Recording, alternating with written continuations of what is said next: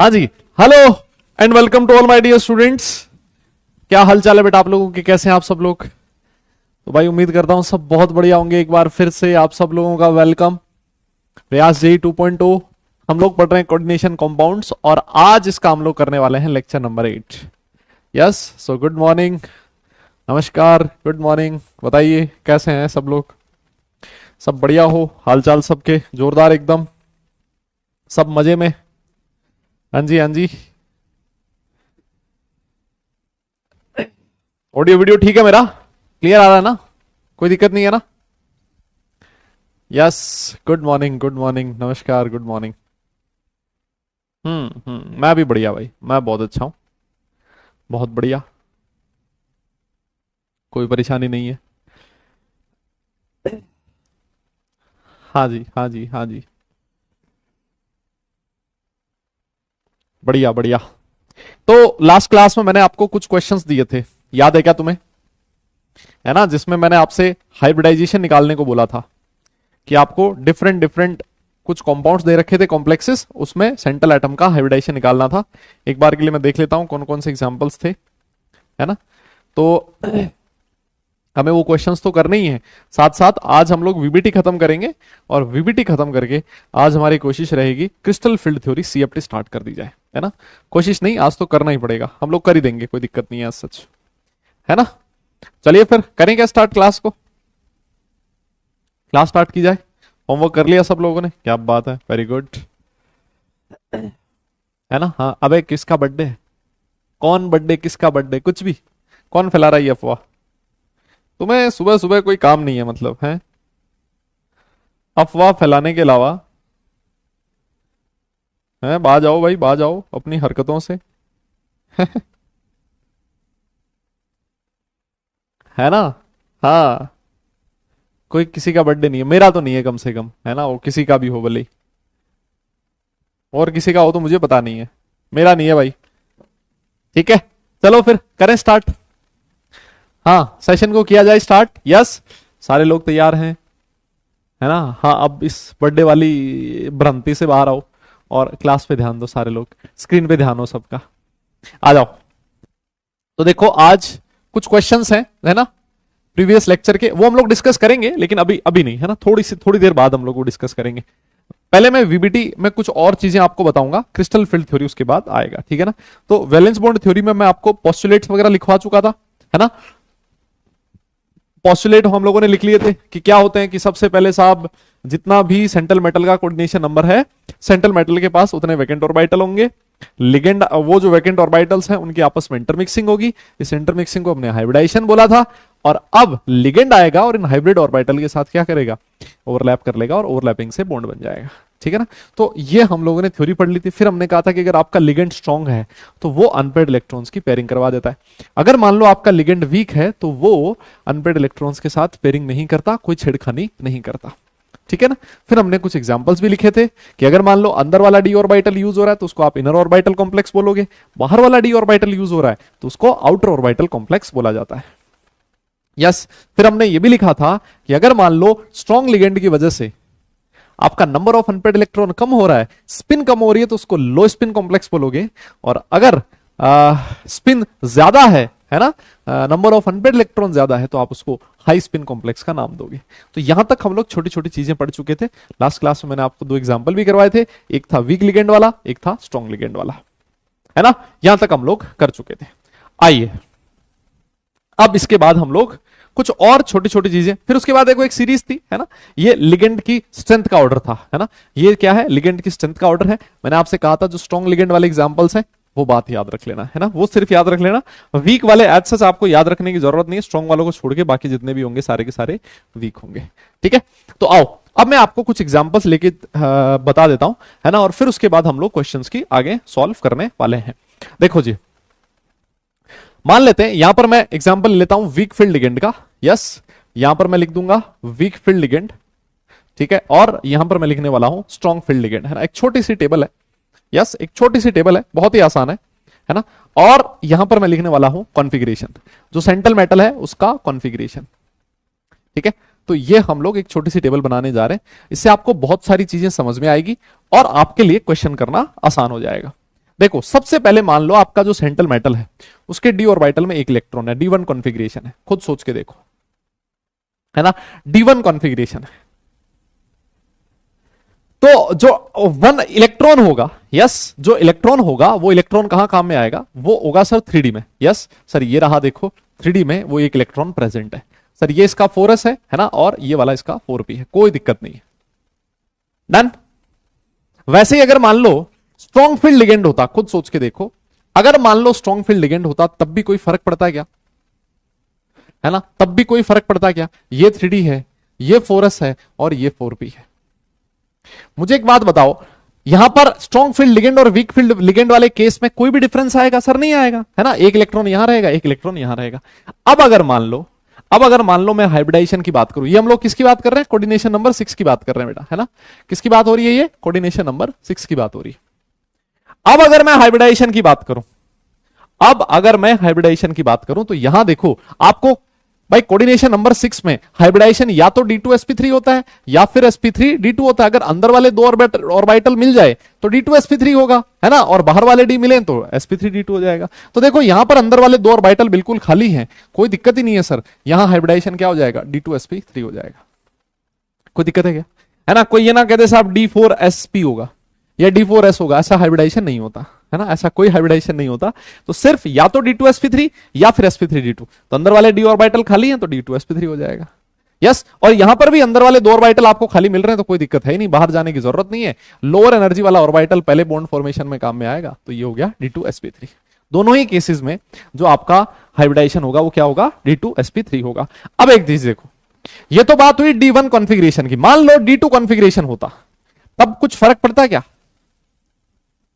तो मुझे एक बात फिर बताओ, अगर मान लो D2 कॉन्फ़िगरेशन होगा तब भी कोई फर्क पड़ेगा क्या, बताओ सर। यहां पर भी देखो, यहां पर भी अंदर वाले दो d ऑर्बिटल खाली हैं, इसका मतलब इस वाले केस में भी हाइब्रिडाइजेशन क्या हो जाएगा, D2sp3 हो जाएगा। यस, इधर आ जाओ, यहां पर यह है 3D, यह है 4s और यह है 4p, दो इलेक्ट्रॉन है ना, दो इलेक्ट्रॉन फिल करना है। मुझे एक बात बताइए, ये दो इलेक्ट्रॉन अलग अलग ऑर्बिटल में प्रेजेंट होंगे या फिर दोनों इलेक्ट्रॉन एक ही ऑर्बिटल में प्रेजेंट होंगे, यहां पर इलेक्ट्रॉन्स की पेयरिंग होगी या फिर नहीं होगी, यस या नो में जवाब दो, सारे लोगों से मैं सुनना चाह रहा हूं, बताओ पेयरिंग होगी या फिर नहीं होगी, ये मैं आप लोगों से जानना चाहता हूं। सारे लोग इस चीज का जवाब दे दें फटाफट से, इलेक्ट्रॉन की पेयरिंग होगी या फिर नहीं होगी, जल्दी बता दो बेटा फटाफट। हाँ होगी क्या, यस। अब देखो यही सबसे बड़ा कंफ्यूजन होता है आप लोगों को, यही सबसे बड़ा कंफ्यूजन होता है ना, यही सबसे बड़ा कंफ्यूजन है कि लोग ये बोलते हैं साहब इलेक्ट्रॉन की पेयरिंग हो जाएगी, है ना। मैंने आपको ये भी लिखवाया था इलेक्ट्रॉन्स की पेयरिंग होगी, साथ में ब्रैकेट में लिखवाया था जब जरूरत हो, क्या लिखवाया था, जब जरूरत हो तब इलेक्ट्रॉन की पेयरिंग करता है, क्योंकि इलेक्ट्रॉन को पेयर करवाने के लिए भी एनर्जी की रिक्वायरमेंट होती है बेटा, दो इलेक्ट्रॉन एक दूसरे को रिपेल करते हैं, है ना, तो उस इलेक्ट्रॉन रिपल्शन को ओवरकम करना पड़ता है, तब जाके इलेक्ट्रॉन की पेयरिंग होती है। यहां इलेक्ट्रॉन की पेयरिंग करवाने की कोई जरूरत नहीं है, क्यों, क्योंकि मुझे या तो हाइब्रिडाइजेशन D2sp3 चाहिए या sp3d2, तो मुझे दो d ऑर्बिटल अंदर वाले अपने आप ही मिल ही रहे, मुझे बताओ ना, मुझे दो ऑर्बिटल अंदर वाले मिल ही रहे, तो मैं क्यों इलेक्ट्रॉन की पेयरिंग करवाऊंगा। इस केस में इलेक्ट्रॉन पेयर करवाने की कोई रिक्वायरमेंट नहीं है, नहीं है, नहीं है, इस बात को आप याद रखें। यस, मेरी बात समझ में आ गई क्या आपको, है ना, ये चीज क्लियर होनी चाहिए, ये चीज क्लियर होनी चाहिए, है ना, समझ में आ जाना चाहिए, मेरे हिसाब से यहां तक कोई परेशानी नहीं है, ठीक है। आओ अब देखो, मान लेते हैं तो ये वाला देखो, इसके पास एक अनपेड इलेक्ट्रॉन है ना, इस वाले केस में भी एक अनपेड इलेक्ट्रॉन होगा, इस वाले केस में दो अनपेड इलेक्ट्रॉन है, इस वाले केस में भी दो अनपेड इलेक्ट्रॉन है। अब इनको हाई स्पिन लो स्पिन नहीं बोलोगे, है ना, क्योंकि दोनों के में ही number of unpaired electron same है, तो दोनों का ही जो मैग्नेटिक मोमेंट होगा वो सेम आएगा, तो इस केस में लो स्पिन हाई स्पिन डिफाइन नहीं हो रहा। अब आगे आओ, बात करते हैं D3 कॉन्फ़िगरेशन की, है ना, D3 कॉन्फ़िगरेशन देख लो, D3 ये रहा, तीन इलेक्ट्रॉन आएंगे, 1 2 3, है ना, और ये हो गया 4s और ये हो गया 4p, कोई दिक्कत नहीं सर। सर देखो अंदर वाले d ऑर्बिटल बिल्कुल खाली हैं, यस, तो अंदर वाले d ऑर्बिटल खाली हैं, तो यहां पर भी हाइब्रिडाइजेशन D2sp3 और sir number of unpaired electron कितने हो जाएंगे, 3 हो जाएंगे, खत्म। इधर आओ, 1 2 3 4, यस ये है 3D, ये है 4s और ये है 4p। बताओ अगर मान लो स्ट्रॉन्ग फील्ड लिगेंड है तो हाइब्रिडाइजेशन D2sp3 होगा, है ना, अंदर वाले होना चाहिए। अंदर वाले 2 ऑर्बिटल खाली मिल रहे हैं ना, कोई दिक्कत है ही नहीं, तीन इलेक्ट्रॉन फिल कर दो, फिर भी अंदर वाले 2 ऑर्बिटल खाली हैं, तो इस वाले केस में भी हाइब्रिडाइजेशन D2sp3 होगा। यस D2sp3 होगा, और यहां पर भी नंबर ऑफ अनपेयर्ड इलेक्ट्रॉन 3 होंगे। 3 अनपेयर्ड इलेक्ट्रॉन है, लो स्पिन हाई स्पिन डिफाइन नहीं होगा, नहीं होगा, नहीं होगा। सुन लो इस बात को, बताइए क्लियर हुआ क्या? और अगर मान लो D0 कॉन्फ़िगरेशन है तब भी ऐसा ही होगा, है ना, D0 कॉन्फ़िगरेशन है तब भी ऐसा ही होगा। तो आज के बाद क्या चीज ध्यान में रखनी है ना, आज के बाद क्या चीज ध्यान में रखनी है, अगर मान लो सेंट्रल मेटल का कॉन्फ़िगरेशन D0, D1, D2 या फिर D3 है, तो आपको लिगेंड का इफेक्ट देखना ही नहीं है। लिगेंड चाहे वीक फील्ड है, चाहे लिगेंड स्ट्रॉन्ग फील्ड है, हाइब्रिडाइजेशन हमेशा D2sp3 होगा। याद रख लो, गांठ बांध लो, कसम खा लो, भूलोगे नहीं। आपको इलेक्ट्रॉनिक कॉन्फ़िगरेशन मेटल का ये सारा नोटंकी करने की जरूरत ही नहीं है ना, वो सब कुछ लिखने की जरूरत ही नहीं है। सीधा ही आप लोग इलेक्ट्रॉनिक कॉन्फ़िगरेशन देखो, डी में कितने इलेक्ट्रॉन है, D0, D1, D2, D3 मिले तो सीधा हाइब्रिडाइजेशन लिख दो D2sp3। मेरी बात समझ गए क्या? बोलना पड़ेगा यस। आ जाओ अब इसके बाद देखो, अब कहानी में ट्विस्ट आएगा हल्का सा। D3 के बाद हम लोग बात कर रहे हैं, ये कॉन्फ़िगरेशन में लिखवा, अभी इसका कंक्लूजन लिखवा दूंगा मैं, है ना, इसका कंक्लूजन मैं आपको लिखवा दूंगा बेटा। यहां पर मैं लिख रहा हूं कॉन्फ़िगरेशन वापस से, ठीक है, यहां पर वापस वही वीक फील्ड लिगेंड, ठीक है, और यहां पर वही स्ट्रॉन्ग फील्ड लिगेंड। आ जाओ वापस, अब देखना, अब समझना आप लोग। मैंने लिख दिया कॉन्फ़िगरेशन है D5, क्या है कॉन्फ़िगरेशन D5, ठीक है। आओ जी, D5 कॉन्फ़िगरेशन है, यहां पर आ जाओ, D में 5 ऑर्बिटल, ये रहा 3D, ये रहा 4s और ये रहा 4p। Sir 5 electron, 1 2 3 4 5। सर ये स्ट्रॉन्ग फील्ड लिगेंड नहीं है सर, या D4 नहीं लिखा क्या हमने? D4 लिखना है ना पहले, तो D5 क्यों लिख दिया? पहले D4 लिखो, पहले D4 लिखो, है ना, हाँ D4 पहले लिखेंगे, डायरेक्ट हम लोग D5 पे जंप करके आओ D4 की बात करते हैं पहले। ये रहा 3D। अब बताओ, थोड़ा सा इसको आगे बढ़ाना पड़ेगा, है ना, थोड़ा सा आगे बढ़ाना पड़ेगा,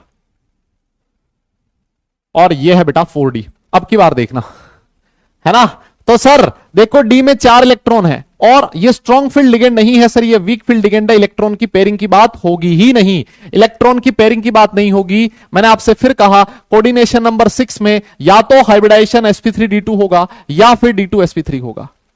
क्या यहां पर आपको अंदर वाले 2d ऑर्बिटल खाली मिल रहे हैं क्या?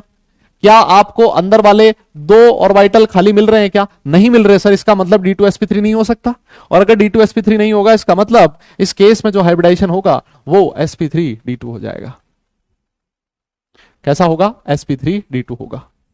सर ये आउटर ऑर्बिटल कॉम्प्लेक्स है, पहली चीज, है ना, ये आउटर ऑर्बिटल कॉम्प्लेक्स है, और सर इसके पास नंबर ऑफ अनपेयर्ड इलेक्ट्रॉन कितने हैं? 4 अनपेयर्ड इलेक्ट्रॉन है। ये चीज आपको समझनी पड़ेगी, मेरे हिसाब से कहानी क्लियर है। आइए इधर बात कर लेते हैं। अब देखो स्ट्रॉन्ग वाले केस में क्या करना है ना, और कैसे ध्यान रखें। 1 2 3 4, ये है अपना 3D, ये है सर 4s और ये है सर 4p, है ना। तो देखो जब स्ट्रॉन्ग फील्ड लिगेंड होता है तो इलेक्ट्रॉन की पेयरिंग करवाता है। क्या पेयरिंग करवाने से मुझे अंदर वाले, देखो D2sp3 हो सकता है कि, एक बार ऑप्शन सोच के देखो। सर यहां पर क्या होगा, या फिर आप ऐसे लिख लो, सुनो, हाँ ऐसे समझो साहब, यहां पर 4 इलेक्ट्रॉन फिल करने हैं, आपने पहले 4 ऐसे फिल कर दिए, 3 और 4, है ना। अब आपने देखा कि सर देखो यहां तो स्ट्रॉन्ग फील्ड लिगेंड है, स्ट्रॉन्ग फील्ड लिगेंड है, और अगर ये इलेक्ट्रॉन इसके साथ पेयर हो जाए, क्या कह रहा हूं मैं, अगर ये इलेक्ट्रॉन इसके साथ पेयर हो जाए तो सर मुझे अंदर वाले 2d ऑर्बिटल खाली मिल जाएंगे। क्या ये बात तुम्हें समझ में आई क्या? है ना, क्या ये चीज तुम्हें समझ में आई? अगर ये इलेक्ट्रॉन इसके साथ पेयर हो जाए तो सर मुझे 2d ऑर्बिटल अंदर वाले खाली मिल जाएंगे। लो जी, इसका मतलब अब जाके पेयरिंग होगी सर, अब रिक्वायरमेंट है पेयरिंग की, ये एक इलेक्ट्रॉन यहां जाके पेयर हो जाएगा। क्लियर? लेकिन बहुत सारे लोग क्या करते हैं बताओ, वो इसको भी इसमें पेयर करवा देते हैं। नहीं, ऐसा नहीं करना है, क्योंकि दूसरे इलेक्ट्रॉन को पेयर करवाने की जरूरत नहीं है भाई। ये क्यों पेयर होगा, जरूरत ही नहीं है। मेरी बात समझ रहे हो? तो सर अंदर वाले 2d ऑर्बिटल आपको खाली मिल गए, और जैसे ही अंदर वाले 2d ऑर्बिटल खाली मिले आपने कह दिया सर हाइब्रिडाइजेशन हो जाएगा D2sp3। यस, और सर ये क्या है? सर ये इनर ऑर्बिटल कॉम्प्लेक्स है, इनर ऑर्बिटल कॉम्प्लेक्स है। इससे पहले वाले हमने जितने भी एग्जांपल्स लिखे थे, इससे पहले वाले जितने भी एग्जांपल थे सारे के सारे इनर ऑर्बिटल कॉम्प्लेक्सेस थे, है ना। और ये वाला इनर ऑर्बिटल कॉम्प्लेक्स है क्योंकि अंदर वाला डी ऑर्बिटल काम में आ रहा है, और सर ये आउटर ऑर्बिटल कॉम्प्लेक्स है, बाहर वाला डी ऑर्बिटल काम में आ रहा है। सर यहां पर 4 अनपेयर्ड इलेक्ट्रॉन है, सर यहां 2 ही अनपेयर्ड इलेक्ट्रॉन है, तो इसको बोलोगे लो स्पिन कॉम्प्लेक्स। इसको क्या बोलोगे? लो स्पिन कॉम्प्लेक्स। और ये होगा हमारा हाई स्पिन कॉम्प्लेक्स। इस केस में लो स्पिन और हाई स्पिन कॉम्प्लेक्स डिफाइन होगा बिकॉज स्ट्रॉन्ग और वीक फील्ड लिगेंड की वजह से, स्ट्रॉन्ग और वीक की वजह से जो नंबर ऑफ अनपेयर्ड इलेक्ट्रॉन है उसमें डिफरेंस आ रहा है। यहां ज्यादा अनपेयर्ड इलेक्ट्रॉन है, हाई स्पिन कॉम्प्लेक्स, यहां कम अनपेयर्ड इलेक्ट्रॉन है, लो स्पिन कॉम्प्लेक्स।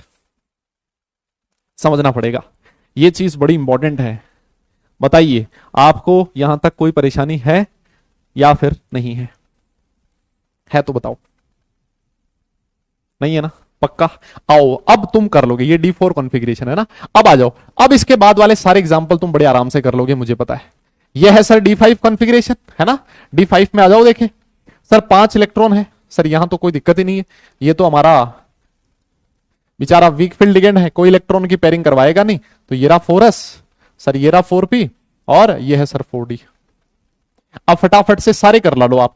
सर इस केस में हाइब्रिडाइजेशन क्या हो जाएगा? sp3d2 है सर, यस। और सर इसके पास 4 अनपेयर्ड इलेक्ट्रॉन, नहीं सर 5 अनपेयर्ड इलेक्ट्रॉन है ना, 5 अनपेयर्ड इलेक्ट्रॉन है। और सर ये आउटर ऑर्बिटल कॉम्प्लेक्स है। कैसा है? आउटर ऑर्बिटल कॉम्प्लेक्स है। बताइए कर लोगे क्या? है ना। अब फटाफट से करते जाओ, है ना। D5 D6 D7 फटाफट से करते जाओ।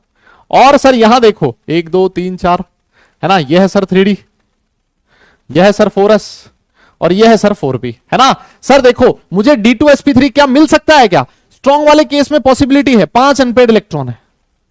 कितने हैं टोटल? 5 इलेक्ट्रॉन मुझे फिल करने हैं, तो 1 2 3 4 5, है ना। और यहां से मुझे मिल गया D2sp3 हाइब्रिडाइजेशन, है ना। ये क्या मिल गया? D2sp3 hybridisation. और ये है सर इनर ऑर्बिटल कॉम्प्लेक्स, है ना। ये है सर इनर ऑर्बिटल कॉम्प्लेक्स, ठीक है सर। और यहां पर नंबर ऑफ अनपेयर्ड इलेक्ट्रॉन कितने हैं? Sir number of unpaired electron है 1, इसका मतलब सर ये है लो स्पिन कॉम्प्लेक्स, है ना। और यहां नंबर ऑफ अनपेयर्ड इलेक्ट्रॉन ज्यादा है, इसका मतलब ये है सर हाई स्पिन कॉम्प्लेक्स। मैं आप सब लोगों से चाहता हूं एक बार आप मुझे हाँ या ना में जवाब दें। क्या आपको समझ में आया? क्लियर हुआ तो एक बार थम्स अप करें, है ना। क्लियर हुआ तो एक बार थम्स अप करें, फिर उसके बाद हम लोग आगे चलेंगे, है ना। फिर उसके बाद हम लोग आगे चलेंगे। बताइए, फिर उसके बाद हम लोग आगे चलेंगे। ठीक है ठीक है ठीक है।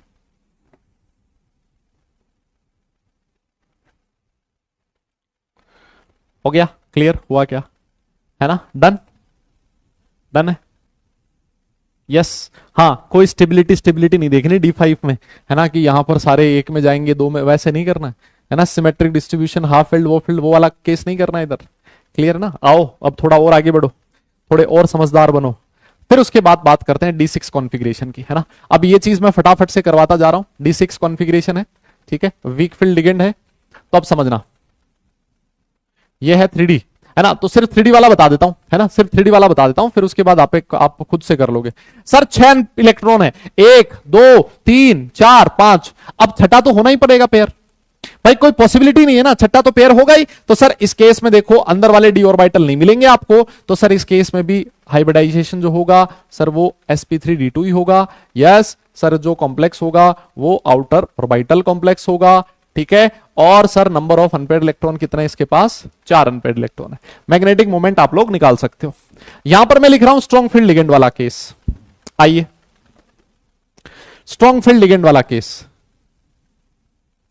सर ये है 3D, सर आपको 2 इलेक्ट्रॉन चाहिए, ये 2 अंदर वाले चाहिए खाली, है ना। आओ देखें, हो सकता है क्या? 6 है, 1 2 3। सर स्ट्रॉन्ग फील्ड लिगेंड है तो इलेक्ट्रॉन की पेयरिंग करवा देगा। 6 इलेक्ट्रॉन फिल कर दिए। ये देखो सर अंदर वाले 2 इलेक्ट्रॉन मिल गए, 2 ऑर्बिटल मिल गए, D2sp3 हाइब्रिडाइजेशन हो जाएगा। और सर ये वाला इनर ऑर्बिटल कॉम्प्लेक्स होगा, है ना। थोड़ा सा स्पीड अप करते हैं अब, ठीक है दादा, थोड़ा सा स्पीड अप कर रहा हूं मैं। इनर ऑर्बिटल कॉम्प्लेक्स है, कोई अनपेड इलेक्ट्रॉन नहीं है, तो सर ये डायमैग्नेटिक होगा।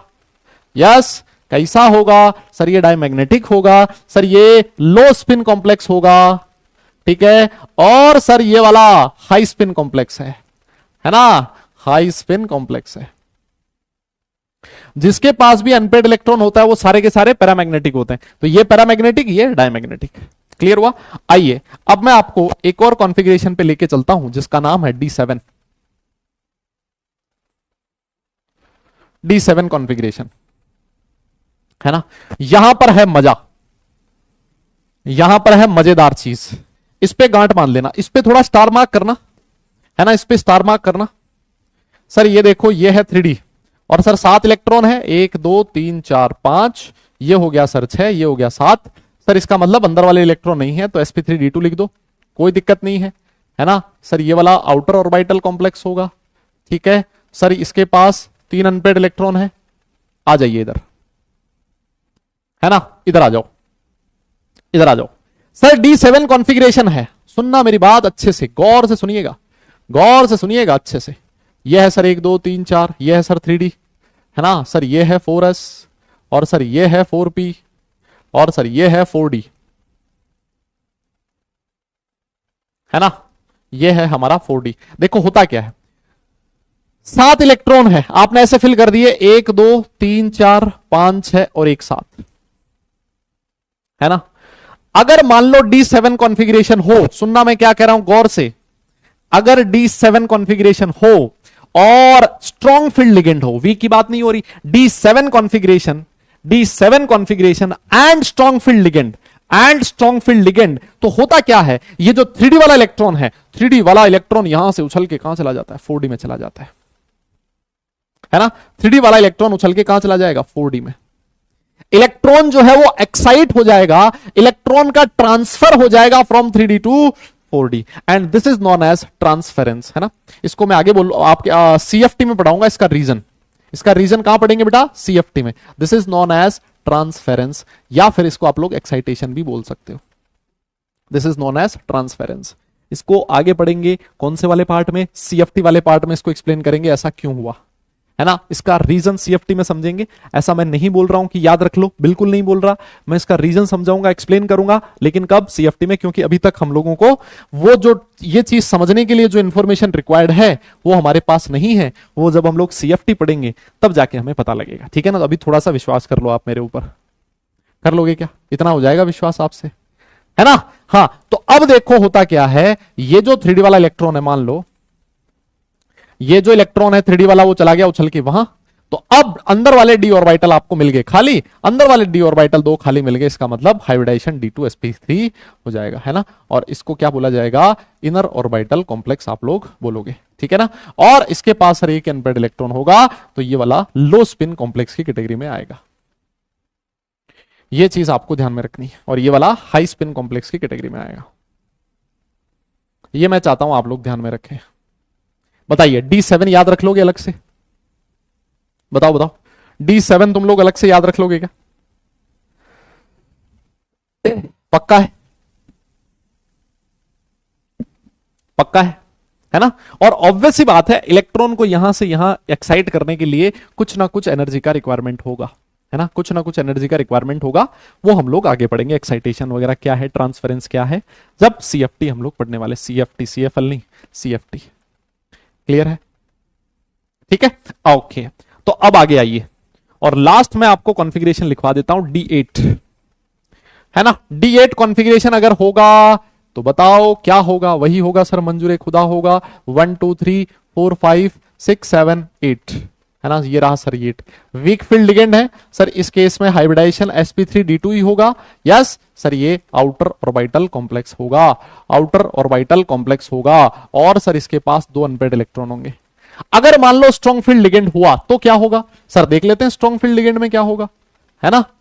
सर ये है 3D, ये है 4s, ये है 4p। देखो सर 8 इलेक्ट्रॉन है, 1 2 3 4 5 6 7 और 8। पता है अब लोग क्या करते हैं, वो ये सोचते हैं कि भाई D7 वाले में है ना। D7 वाले में से एक इलेक्ट्रॉन एक्साइट होके चला गया था, तो सर D8 में 2 इलेक्ट्रॉन एक्साइट होके चले जाएंगे? नहीं, 2 इलेक्ट्रॉन एक्साइट होके कहीं नहीं जाते, ये ध्यान में रखना।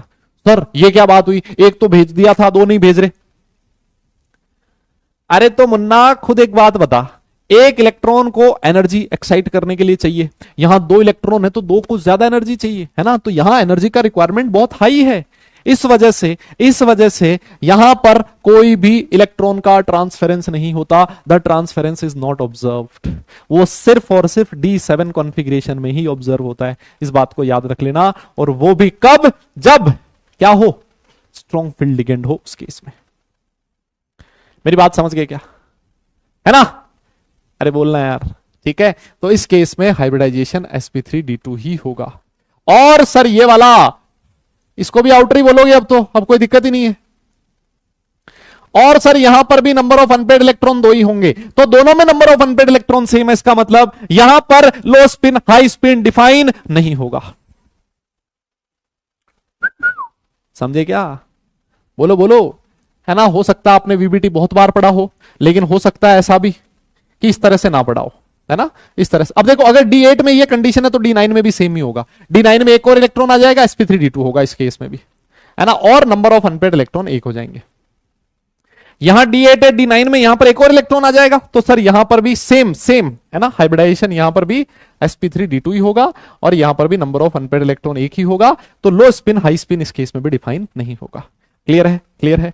और सबसे लास्ट में, last but not the least, D10 configuration. D10 configuration, sir यहां पर भी हाइब्रिडाइजेशन sp3d2, और सर यहां कोई अनपेड इलेक्ट्रॉन नहीं है, सर ये डायमैग्नेटिक हो जाएगा, सर इसका मैग्नेटिक मोमेंट 0 होगा, है ना। sp3d2, यहां पर भी कोई अनपेड इलेक्ट्रॉन नहीं होगा। बताइए, समझे हो? समझे हो? तो आप मैग्नेटिक मोमेंट निकालना आता है ना, मैं फॉर्मूला आपको लास्ट क्लास में बता चुका हूं भाई लोगों, मैं आपको फॉर्मूला लास्ट क्लास में बता चुका हूं, √n*(n+2) bore magneton, last class में लिखा था हमने। और n क्या है? नंबर ऑफ अनपेड इलेक्ट्रॉन है, नंबर ऑफ अनपेड इलेक्ट्रॉन है। बताओ,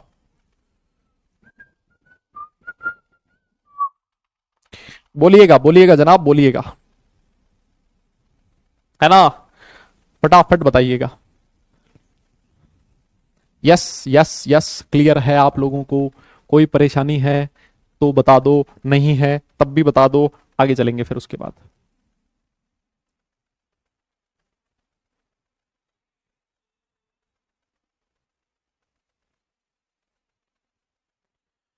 यस यस यस यस, फटाफट बताओ।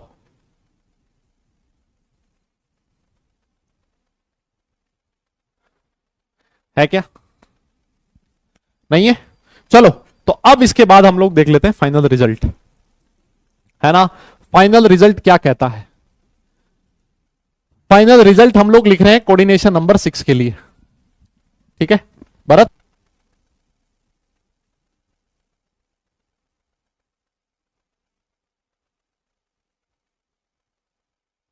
है ना। आओ देखो, तो रिजल्ट क्या होगा अगर कोऑर्डिनेशन नंबर 6 है, ठीक है। सेंट्रल मेटल का configuration D0, D1, D2, D3 है, तो बिना कुछ सोचे समझे हाइब्रिडाइजेशन बोल दो sp3d2। No effect of ligand, yes, no effect of ligand, ligand कुछ नहीं उखाड़ सकता इस केस में, ठीक है। समझ में आ गई बात? यहां पर देखो, अगर मान लो कॉन्फ़िगरेशन है D4, D5, D6, D7, तो यहां हमें लिगेंड का इफेक्ट देखना पड़ेगा, यहां हमें लिगेंड का इफेक्ट देखना पड़ेगा।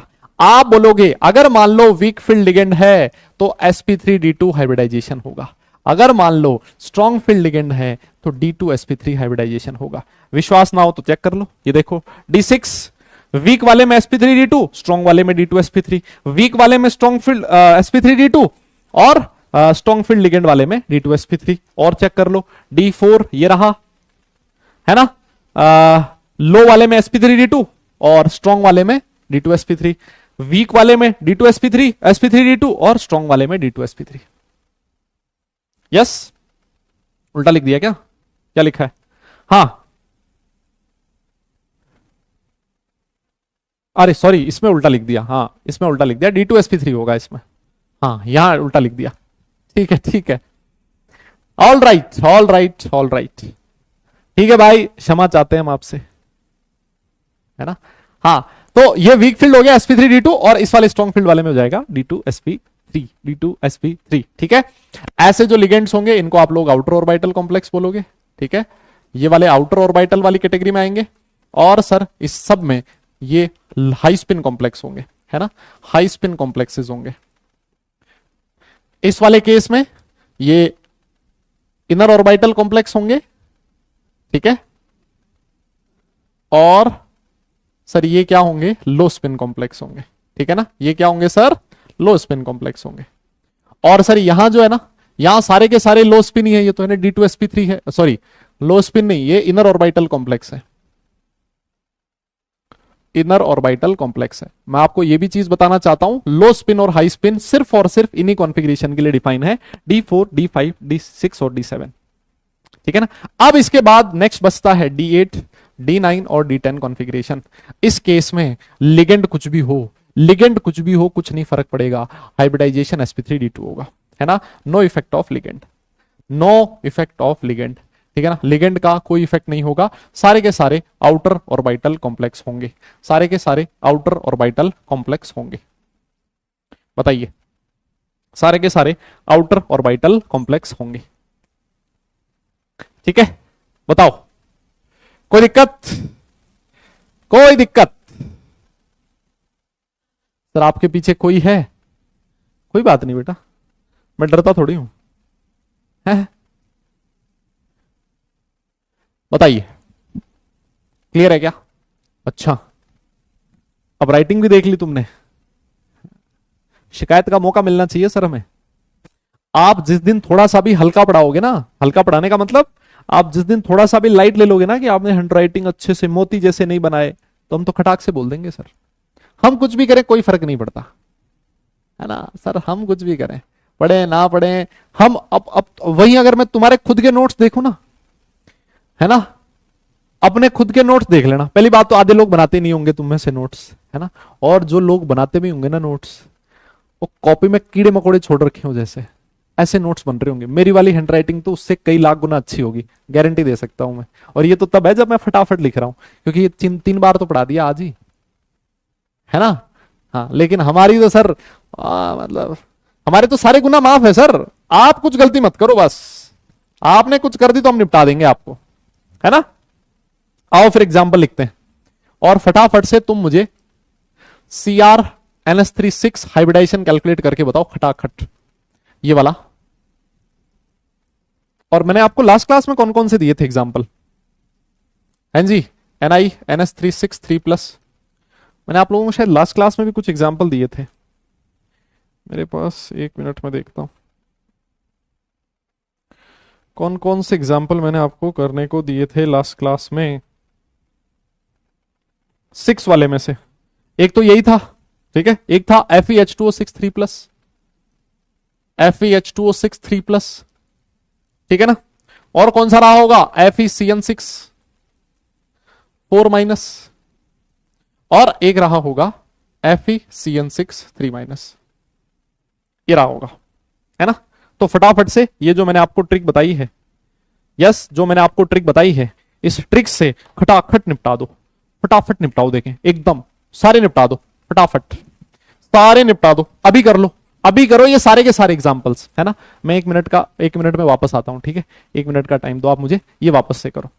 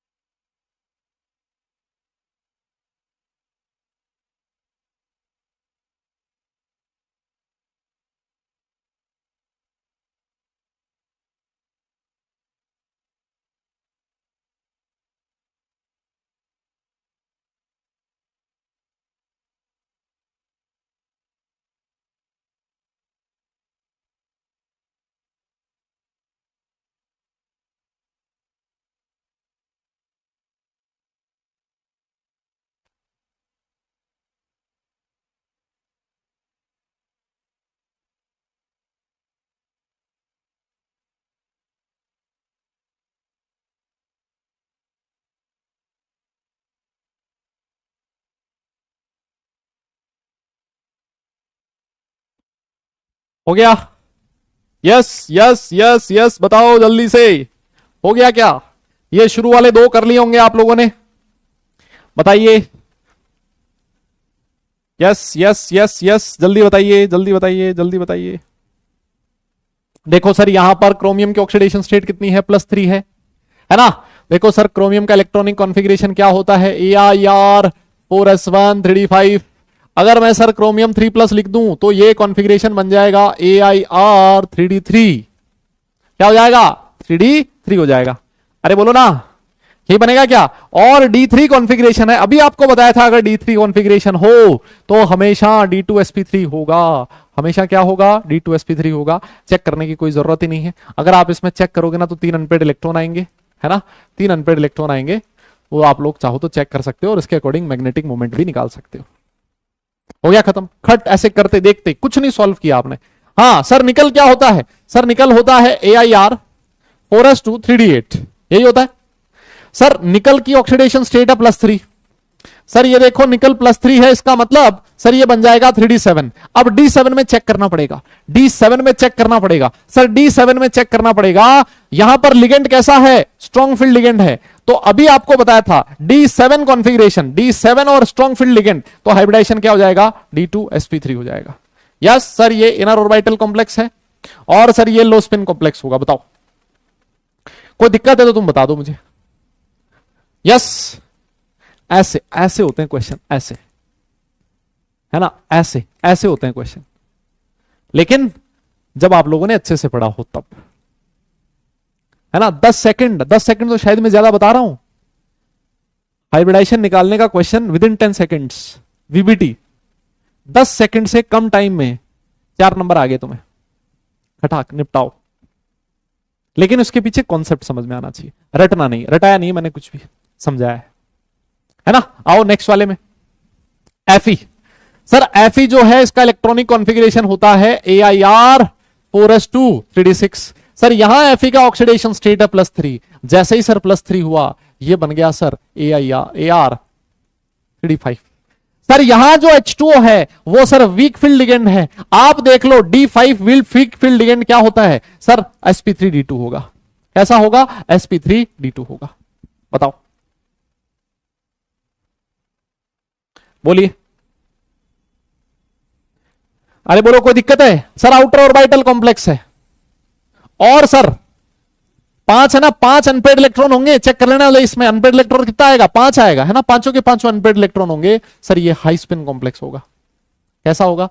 हाई स्पिन कॉम्प्लेक्स वाली कैटेगरी में रखोगे, है ना? सर यहां Fe का ऑक्सीडेशन स्टेट +2 है, अभी हम लोगों ने लिख दिया। Fe का कॉन्फ़िगरेशन यह था तो Fe +2 क्या हो जाएगा? AIR 3d6, है ना?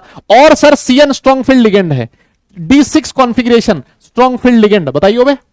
D6 configuration strong field ligand क्या होगा? हाइब्रिडाइजेशन D2sp3, खत्म। D2sp3 सर ये इनर ऑर्बिटल कॉम्प्लेक्स होगा, है ना? और D6 है स्ट्रॉन्ग फील्ड लिगेंड है तो 6 के 6 अनपेड इलेक्ट्रॉन होंगे। सर इसके पास कोई भी 6 के 6 पेड हो जाएंगे, कोई अनपेड इलेक्ट्रॉन नहीं है तो ये डायमैग्नेटिक होगा। ये भी बता सकते हो आप लोग। और क्या होगा? लो स्पिन तो होगा ही, है ना? लो स्पिन तो होगा ही। देख भी सकते हो आप लोग। अगर मैं D6 कॉन्फ़िगरेशन लिखूं ना आपके सामने, ये रहा D6 और strong field ligand, D6 strong field ligand, कोई अनपेड इलेक्ट्रॉन नहीं है, डायमैग्नेटिक है। समझे क्या? समझे क्या? बोलो भाई, क्लियर हुआ क्या? नेक्स्ट देखो सर यहां Fe का ऑक्सीडेशन स्टेट है +3, तो सर Fe +3 ये लिखा हुआ ऊपर आपने, ये देखो सर Fe +3 आपने ऊपर लिखा है ना? Fe +3 कॉन्फ़िगरेशन क्या हो जाएगा? AR आर्गन और सर 3d5। सर जो CN है इस केस में भी स्ट्रॉन्ग फील्ड लिगेंड है। D5 strong field ligand, hybridisation D2sp3। ये भी सर इनर ऑर्बिटल कॉम्प्लेक्स होगा, लेकिन D5 है, इसका मतलब इसके पास एक अनपेड इलेक्ट्रॉन होगा और ये कैसा हो जाएगा मुन्ना? ये हो जाएगा पैरामैग्नेटिक और सर ये भी लो स्पिन कॉम्प्लेक्स होगा। बताओ भाई, ऐसे होते हैं क्वेश्चंस। देखो सीधी सी बात ये है, इस तरह से होते हैं क्वेश्चंस। ये आपको करने पड़ेंगे, है ना? ये आपको करने पड़ेंगे।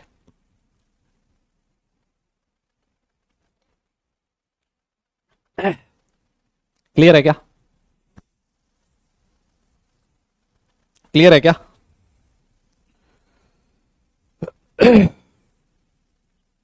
आगे चले। कुछ और भी मैंने एग्जांपल दिए थे शायद आपको, कुछ और भी एग्जांपल दिए थे। हाँ, आ जाओ। मजा आया ना? मजा आया कि नहीं आया पढ़ के? कुछ तो अच्छा सीखा है ना यार। आओ देखें। अब इसके बाद आगे बढ़ते हैं, NiCl4 2 माइनस की बात करते हैं। अब मैं आपको कोऑर्डिनेशन नंबर 4 पे ले चलता हूं, कोऑर्डिनेशन नंबर 4 पे ले चलता हूं, है ना। तो देखो, अगर कोऑर्डिनेशन नंबर 4 है, इसका मतलब हाइब्रिडाइजेशन या तो sp3 होगा या फिर हाइब्रिडाइजेशन dsp2 होगा। D3s की हम लोग यहां बात नहीं करेंगे, है ना। इन दो के बारे में हम लोग पढ़ने वाले हैं, ठीक है।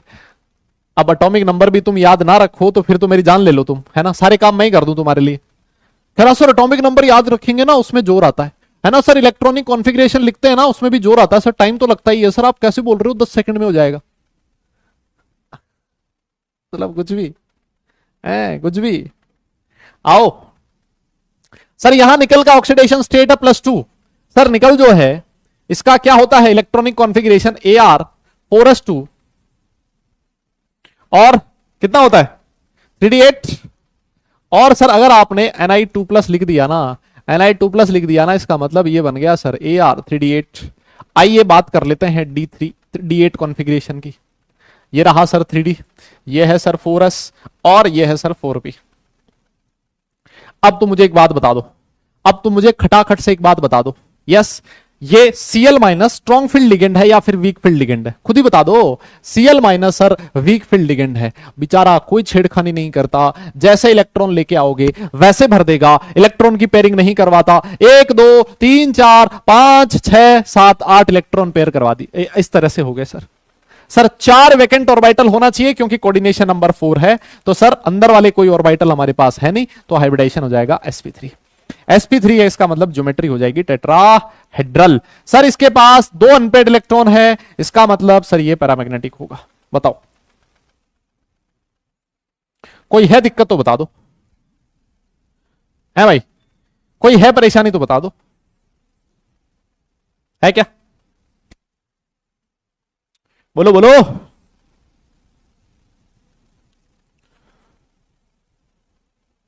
और कौन सा दिया था? NiCN4 2 माइनस, एक शायद वो भी रहा होगा, है ना। NiCN4 2 माइनस रहा होगा। दूसरा देख लो, दूसरा एग्जांपल भी देख लेते हैं। अब ये तो हलवा होना चाहिए यार, है ना। अब तो ये तुम्हारे लिए हलवा होना चाहिए कि देखा क्वेश्चन और निपटा दिया उसको। NiCN4 2 माइनस, है ना। यहां पर भी सर जो निकल है इसका ऑक्सीडेशन स्टेट +2 है, तो मैं डायरेक्ट Ni2+ लिख दूं, डायरेक्ट Ni2+ लिख दूं। ये रहा AIR3D8, AIR3D8। यस यस, हो गया। तो आ जाओ सर 3D8 में देखो सर, कौन आपकी बाहर जो लिगेंड है ना सर NiCN- है सर।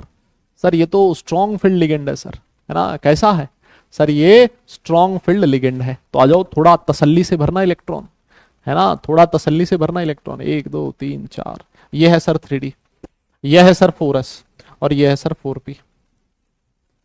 सर कॉन्फ़िगरेशन या तो dsp2 हो सकता है या sp3d2 हो सकता है। इसका मतलब मुझे एक इलेक्ट्रॉन, एक ऑर्बिटल अंदर से खाली चाहिए। इलेक्ट्रॉन कितने फिल करने हैं? 8। 1 2 3 4 5 6 7 8। बता दे क्या होगा।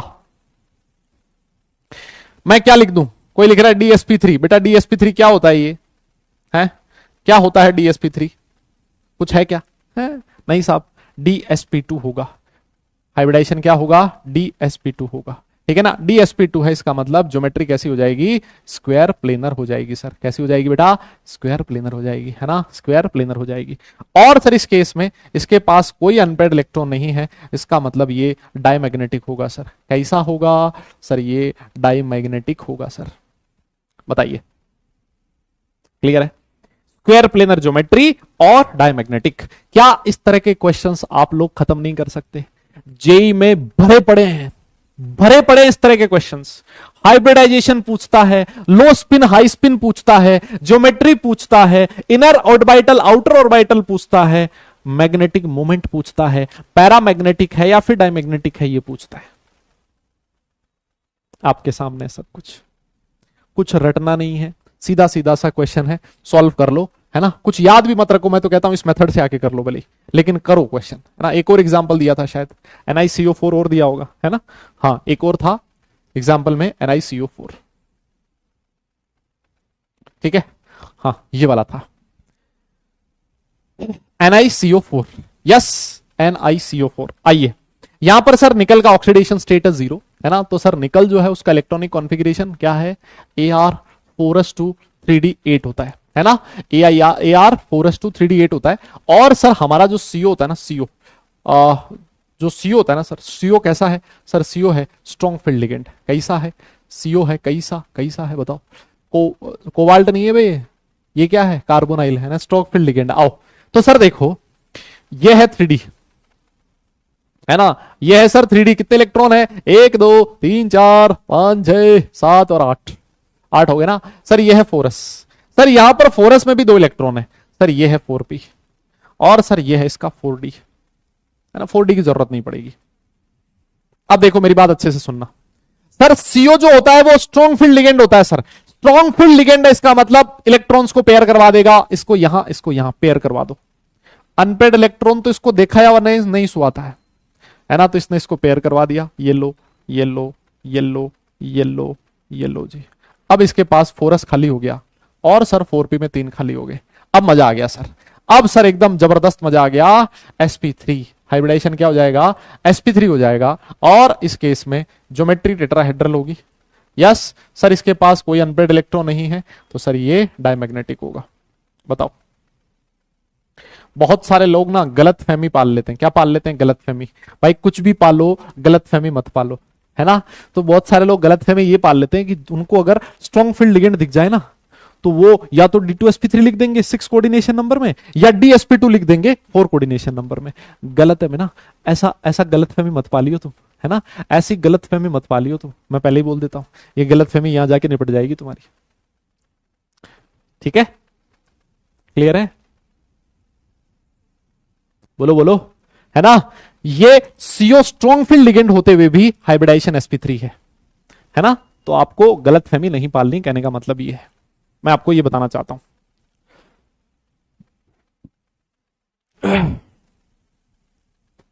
डन, हाँ आगे चले,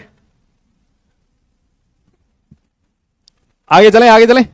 तो ये बेटा हमने कोऑर्डिनेशन नंबर 4 के क्वेश्चंस कर लिए, कोऑर्डिनेशन नंबर 6 के क्वेश्चंस कर लिए। 6 में एक छोटी सी चीज और थी, है ना, और D7 कॉन्फ़िगरेशन वाली मैंने आपको बता दी, और उसका रीजन हम लोग CFT में पढ़ेंगे। ठीक है, आओ अब इसके बाद मैं आगे चलता हूं, अब इसके बाद मैं आगे चलता हूं, और मैं बात करने वाला हूं अब कोऑर्डिनेशन नंबर 5 की। किसकी, कोऑर्डिनेशन नंबर 5 की। किसकी बात करेंगे, कोऑर्डिनेशन नंबर 5 की। ठीक है, आओ देखो एक एग्जाम्पल से ही हम लोग शुरुआत करते हैं। यस, एग्जाम्पल से ही हम लोग शुरुआत करते हैं। एग्जाम्पल मैंने लिखा है FeCO5। हालांकि कोऑर्डिनेशन नंबर 5 पे बहुत कम क्वेश्चंस पूछे जाते हैं, मैं फिर बोल देता हूं। कोऑर्डिनेशन नंबर 4, कोऑर्डिनेशन नंबर 6, इसी पे क्वेश्चन आते हैं मैक्सिमम। फिर भी मैं आपको कोऑर्डिनेशन नंबर 5 के क्वेश्चंस करवा रहा हूं, ताकि अगर मान लो कभी भी क्वेश्चन आ भी जाए ना कोऑर्डिनेशन नंबर 5 वाले, तब भी हम लोग कर लें, कोई दिक्कत ना हो। ठीक है, आओ देखो, तो सर यहां Fe का ऑक्सीडेशन स्टेट है 0, तो सर Fe का इलेक्ट्रॉनिक कॉन्फ़िगरेशन होता है Ar4s2 3d6। सर हमारा जो CO है वो कैसा है, स्ट्रॉन्ग फील्ड लिगेंड है। इसका मतलब आप पेयरिंग करवा दो, है ना, ये 2 4s वाले अंदर डाल दो, तो सर इसको आप ऐसे लिख सकते हो, है ना, 3d8 लिख दो, 4s 0 लिख दो, सीधा काम ही खत्म हो गया, है ना। यहीं पे कर दो, ये पेयरिंग यहीं पे करवा दो। ये है सर 3d, ये है सर 4s। हाँ भाई बताओ, देखें क्या होने वाला है तुम्हारे अकॉर्डिंग हाइब्रिडाइजेशन। यह है सर 4s, यह है सर 4p, और यह है सर 4d, यह है सर 4d। देखो हमने बात करी थी कोऑर्डिनेशन नंबर 5 में या तो हाइब्रिडाइजेशन होगा sp3d, और या होगा dsp3। दो ही पॉसिबिलिटी है ना, दो ही पॉसिबिलिटी है। आओ देखें, चेक करते हैं इसमें क्या होगा। सर 8 इलेक्ट्रॉन है, फिल कर दो, स्ट्रॉन्ग लिगेंड है तो इलेक्ट्रॉन की पेयरिंग करवाएगा। ये रहे 8 इलेक्ट्रॉन फिल किए हुए। अब देखो सर हाइब्रिडाइजेशन, क्या DsP3 हो सकता है, सर दिख तो रहा है ना, सर दिख तो रहा है। ये देखो एक अंदर वाला, और ये रहा सर हाइब्रिडाइजेशन, DsP3 हो जाएगा। सर ये इनर ऑर्बिटल कॉम्प्लेक्स होगा, इनर ऑर्बिटल कॉम्प्लेक्स होगा, है ना। सर इसके पास कोई अनपेड इलेक्ट्रॉन नहीं है सर, अब तो मेरा क्वेश्चन आपसे ये है, मेरा क्वेश्चन आपसे ये है कि जब DSP3 होता था या sp3d होता था, तब ज्योमेट्री निकालने के लिए हमें यह पता होना जरूरी था, ज्योमेट्री निकालने के लिए हमें यह पता होना जरूरी था कि वो दो पॉसिबिलिटी थी ना इस केस में, या तो ट्राइगोनल बाइपिरामिडल ज्योमेट्री होती या फिर स्क्वायर पिरामिडल होता। डी ऑर्बिटल कौन सा यूज हुआ है इसके अकॉर्डिंग हम लोग बात करते थे, याद आया क्या तुम्हें? डी ऑर्बिटल कौन सा यूज हुआ है इसके अकॉर्डिंग हम लोग निकालते थे उसकी ज्योमेट्री। अगर मान लो D orbital D X square Y square होता था तब हम लोग कहते थे स्क्वायर पिरामिडल होगा, और अगर मान लो D orbital D Z square होता था तब हम लोग कहते थे कौन सा होगा? डी जेड स्क्वायर के केस में ट्राइगोनल बाइपिरामिडल होगा। याद करो, कल वाले लेक्चर में बताया था, याद कर लो। अब यहां पर वापस से कई लोग में तोते उड़ जाए, और यार ये क्या हो गया सर, ये तो नहीं समझ में आया। लास्ट क्लास में बताया, कल वाली क्लास में जाके देख लो, है ना। तो सर अब इस केस में हमें थोड़ी सी इंफॉर्मेशन की जरूरत पड़ती है ना, इस केस में हमें इंफॉर्मेशन की जरूरत पड़ती है, और वो इंफॉर्मेशन है तुम्हारे सामने ये लिखी हुई है। जिस इंफॉर्मेशन की आपको रिक्वायरमेंट होगी वो इंफॉर्मेशन मैंने आपके सामने लिख दी है, वो इंफॉर्मेशन मैंने आपके सामने लिख दी है, वो इंफॉर्मेशन मैंने आपके सामने लिख दी है। ये देखो क्या है इंफॉर्मेशन। कोऑर्डिनेशन नंबर 5 के केस में कहता है if week field ligand and CO are present, है ना। लिगेंड कौन कौन सा है? या तो वीक फील्ड लिगेंड है या फिर सीओ है। अगर ये लिगेंड है तो कहता है then the geometry will be trigonal bipyramidal. इस केस में जो ज्योमेट्री होगी कौन सी होगी? ट्राइगोनल बाइपिरामिडल होगी, ट्राइगोनल बाइपिरामिडल होगी। दिस इज ऑब्जर्वेशन, है ना। ये आप ऑब्जर्वेशन ध्यान में रखो बस। कोऑर्डिनेशन नंबर 5 वाले में वैसे भी हमें डिटेल में नहीं पढ़ना, इस वजह से ये चीज आप लोग ध्यान में रखो।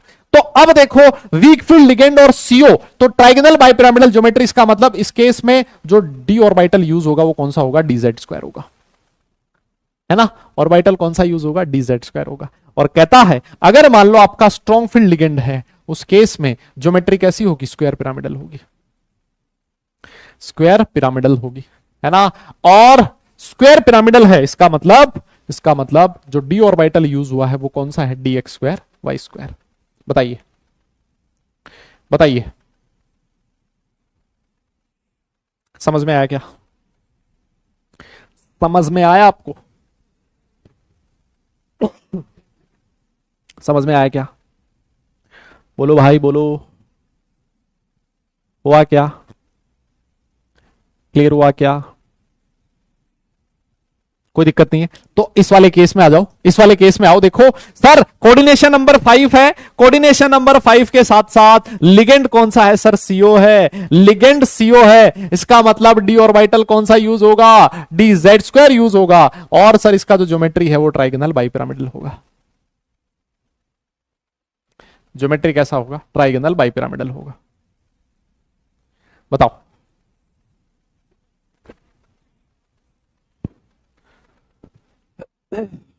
जल्दी बोलिए, क्लियर है क्या? जल्दी बोलिए।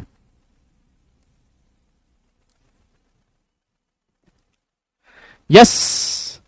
अब अगर ये समझ में आ गया ना तुम्हें, तो ये वाला एग्जांपल तुम करके बताओ मुझे। NiCN5 3-, इसमें मुझे बताओ सबसे पहले हाइब्रिडाइजेशन क्या होगा और हाइब्रिडाइजेशन के बाद ज्योमेट्री क्या होगी? खटाखट बताओ। NiCN5 3-, यस यस यस, जल्दी बताओ। NiCN5 3-, जल्दी से करके बताओ।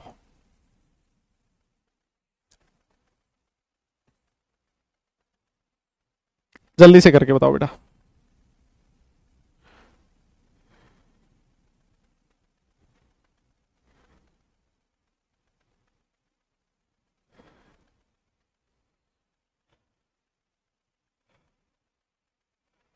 बताइए।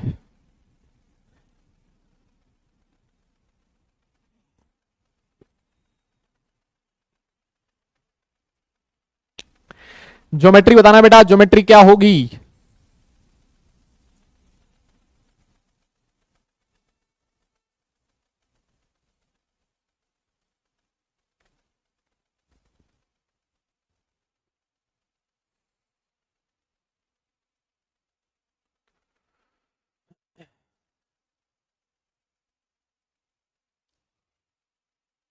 हो गया क्या? डन। पक्का? आओ देखो देखते हैं सर। एनआई का ऑक्सीडेशन स्टेट है +2, ठीक है सर। निकल जो है इसका इलेक्ट्रॉनिक कॉन्फ़िगरेशन होता है Ar4s2 3d8। बोलो सर Ni2+ हो जाएगा 3d8, ठीक है साहब 3d8 हो गया। स्ट्रॉन्ग फील्ड लिगेंड है, Cl- कैसा है सर? Cn- है स्ट्रॉन्ग फील्ड लिगेंड। Cn- कैसा है? Strong field ligand. आओ स्ट्रॉन्ग फील्ड लिगेंड है तो ये रहा आपका 3d, ये है आपका 4s और ये है आपका 4p। सर 8 इलेक्ट्रॉन फिल करने स्ट्रॉन्ग के केस में तो पेयरिंग होगी 4 और 2 8। तो सर यहां देखो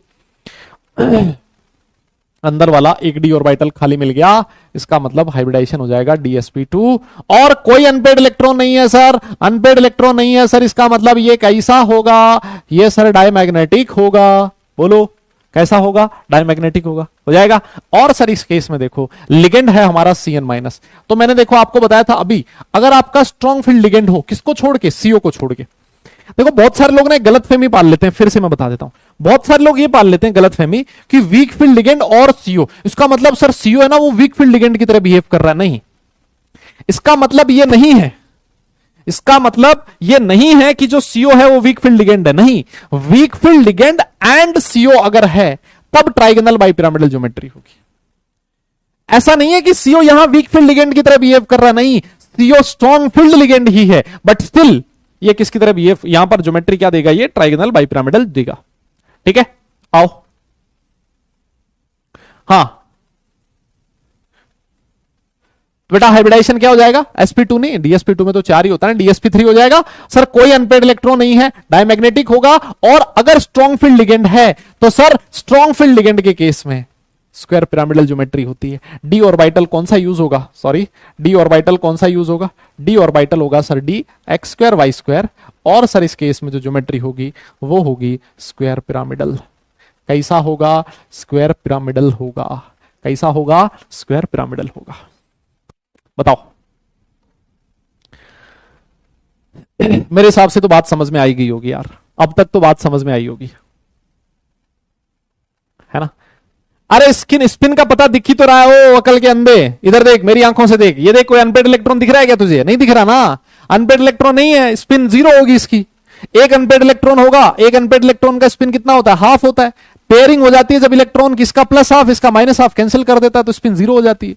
जितने अनपेड इलेक्ट्रॉन होते हैं उसको हाफ से मल्टीप्लाई कर दो, वो उसका स्पिन हो जाता है। बताओ अब ये चीजें तुम्हें और बताओ, तुम लोग ड्रॉप और ले रहे हो हैं? 3 बार पढ़ ली तुमने अपने जीवन में, 11th पढ़ लिया, 12th पढ़ लिया, एक बार ड्रॉप ले लिया, फिर भी ये तुम्हें स्पिन निकालना नहीं आ रहा। बताओ, हद है। ठीक है, हो जाएगा? ठीक है ना? ठीक है भाई, ठीक है। आओ इसका एग्जाम्पल है, एक होमवर्क कर लेना खुद से। एक होमवर्क दे रहा हूं मैं, कौन सा? CuCl5 3-, है ना? CuCl5 3-, है ना? CuCl5 3-। इसमें आपको क्या करना है? हाइब्रिडाइजेशन निकालना है, अनपेड इलेक्ट्रॉन निकालना है और ज्योमेट्री निकालनी है, सब कुछ बताना है। CuCl5 3-, है ना? हाँ, सारा सब कुछ निकालना है। क्लियर?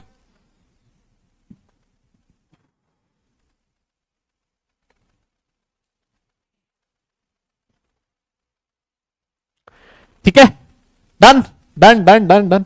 11th में नहीं था? वाह, 11th बेटा आपने नहीं पढ़ा, इसका मतलब ये नहीं है कि नहीं था, है ना? बहुत सारे लोगों को तो ये भी लग रहा होगा कोऑर्डिनेशन नंबर 5 था ही नहीं, है ना? सर ये चीज तो थी नहीं। बेटा ये थी तो सही, लेकिन आपने पढ़ी नहीं थी, बात इतनी सी है ना? कई बार ऐसा होता है, देखो बहुत बड़ी काम की बात कह रहा हूं, कई बार ऐसा होता है जो हम लोग नहीं पढ़ते ना वो भी होती है सिलेबस में, है ना? तो हमने नहीं पढ़ा इसका मतलब ऐसा नहीं है कि वो था नहीं, वो था लेकिन हमने नहीं पढ़ा, vice versa is correct. Alright, हाँ। आइए अब इसके बाद मैं आपको लेके चलूंगा exceptions of valence bond theory. Exceptions of valence bond theory आपके सामने लेके चल रहा हूं मैं। Exceptions of valence bond theory, है ना? Exceptions of valence bond theory. देखो ये वीबीटी के एक्सेप्शंस हैं, लेकिन इन सारे एक्सेप्शंस को जो अगली थ्योरी आएगी ना CFT, उसमें हम लोग एक्सप्लेन कर देंगे बड़े आराम से, है ना? जब वीबीटी के एक्सेप्शंस हैं ये, जब CFT आएगा, क्रिस्टल फील्ड थ्योरी आएगा, उस क्रिस्टल फील्ड थ्योरी में हम लोग ये सारे के सारे जो एक्सेप्शंस हैं वो क्या कर देंगे? एक्सप्लेन कर देंगे। तो अभी के लिए सिर्फ इनको ध्यान रख लेना, जब मैं अगली क्लास में CFT पढ़ाऊंगा तो ये सारे सारे एक्सेप्शंस वहां पर लूंगा। आओ आओ जी, सबसे पहला एक्सेप्शंस क्या कहता है कि all ligands behave as strong field ligand for 4D and 5D series elements, है ना, 4D and 5D series elements and +4 ions. क्या लिख रहा है? यस, क्या लिखा है कि अगर मान लो आपका कोई भी एलिमेंट 4D या फिर 5D सीरीज का एलिमेंट है, जैसे मान लो मैंने लिख दिया Pt2+, है ना, Pd2+, या फिर Pt+4 या फिर Pd+4, इस वाले केस में आप देखोगे कोऑर्डिनेशन नंबर आएगा 4।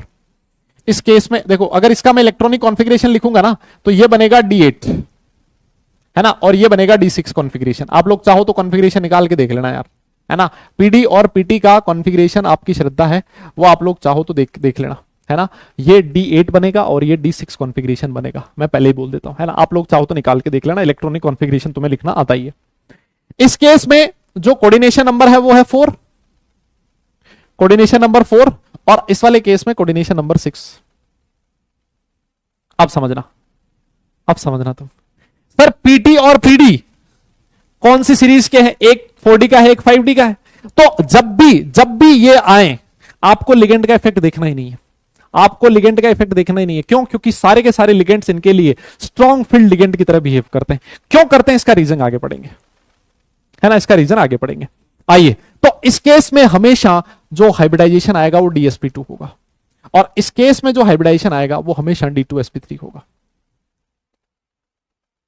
बस लिगेंड का इफेक्ट देखने की जरूरत ही नहीं है, लिगेंड का इफेक्ट देखने की जरूरत ही नहीं है, बिकॉज सारे के सारे लिगेंड स्ट्रॉन्ग फील्ड लिगेंड की तरह बिहेव करेंगे। अभी हम लोगों ने बात करा था D4 कॉन्फ़िगरेशन है, स्ट्रॉन्ग फील्ड लिगेंड है तो हाइब्रिडाइजेशन DsP2 ही बनेगा। स्ट्रॉन्ग फील्ड लिगेंड है, कोऑर्डिनेशन नंबर 6 है तो हाइब्रिडाइजेशन D2sp3 बनेगा। ये हम लोग अभी पढ़ चुके हैं थोड़ी देर पहले। अरे बताओ ना, ये दोनों चीज पढ़ ली? यस। और इस वाले केस में ज्योमेट्री अब तुम्हें पता ही है, सर ये स्क्वायर प्लेनर बनेगा, यस। ये कैसा बनेगा? स्क्वायर प्लेनर बनेगा। और सर इस केस में ये कैसा बनेगा? ये बनेगा सर ऑक्टाहेड्रल, ठीक है, ऑक्टाहेड्रल। सर इस केस में कोई अनपेड इलेक्ट्रॉन नहीं होगा तो ये डायमैग्नेटिक होगा, यस। इस वाले केस में भी कोई अनपेड इलेक्ट्रॉन नहीं होगा तो ये डायमैग्नेटिक होगा। और सर ये वाला लो स्पिन होगा तो ये वाला भी लो स्पिन कॉम्प्लेक्स होगा, ये वाला भी लो स्पिन कॉम्प्लेक्स होगा। ये बहुत इंपॉर्टेंट एग्जांपल्स पूछे जाते हैं जनरली, है ना, बहुत ही इंपॉर्टेंट एग्जांपल्स आते हैं, बहुत ही इंपॉर्टेंट एग्जांपल्स हैं। आप इन एग्जांपल्स को मैं चाहता हूं एकदम गजब तरीके से याद रख लें, क्योंकि ये जो एग्जांपल्स हैं कहीं ना कहीं आपसे जरूर पूछे जाएंगे, है ना, पक्का है। आज नहीं तो कल पूछे जाएंगे, फटाफट से नोट कर लो, हो जाए तो मुझे बता देना, है ना, फटाफट से मुझे बता देना। बताइए, यस, नोट हो जाए, डन लिख दिया हो तो बता दे। देखो जैसे क्वेश्चन कैसा आएगा, आपसे ऐसे पूछ लेगा, बताओ PtCl4 2-, है ना, ऐसे पूछ लेगा। PdCN4 2-, ऐसे पूछ लेगा।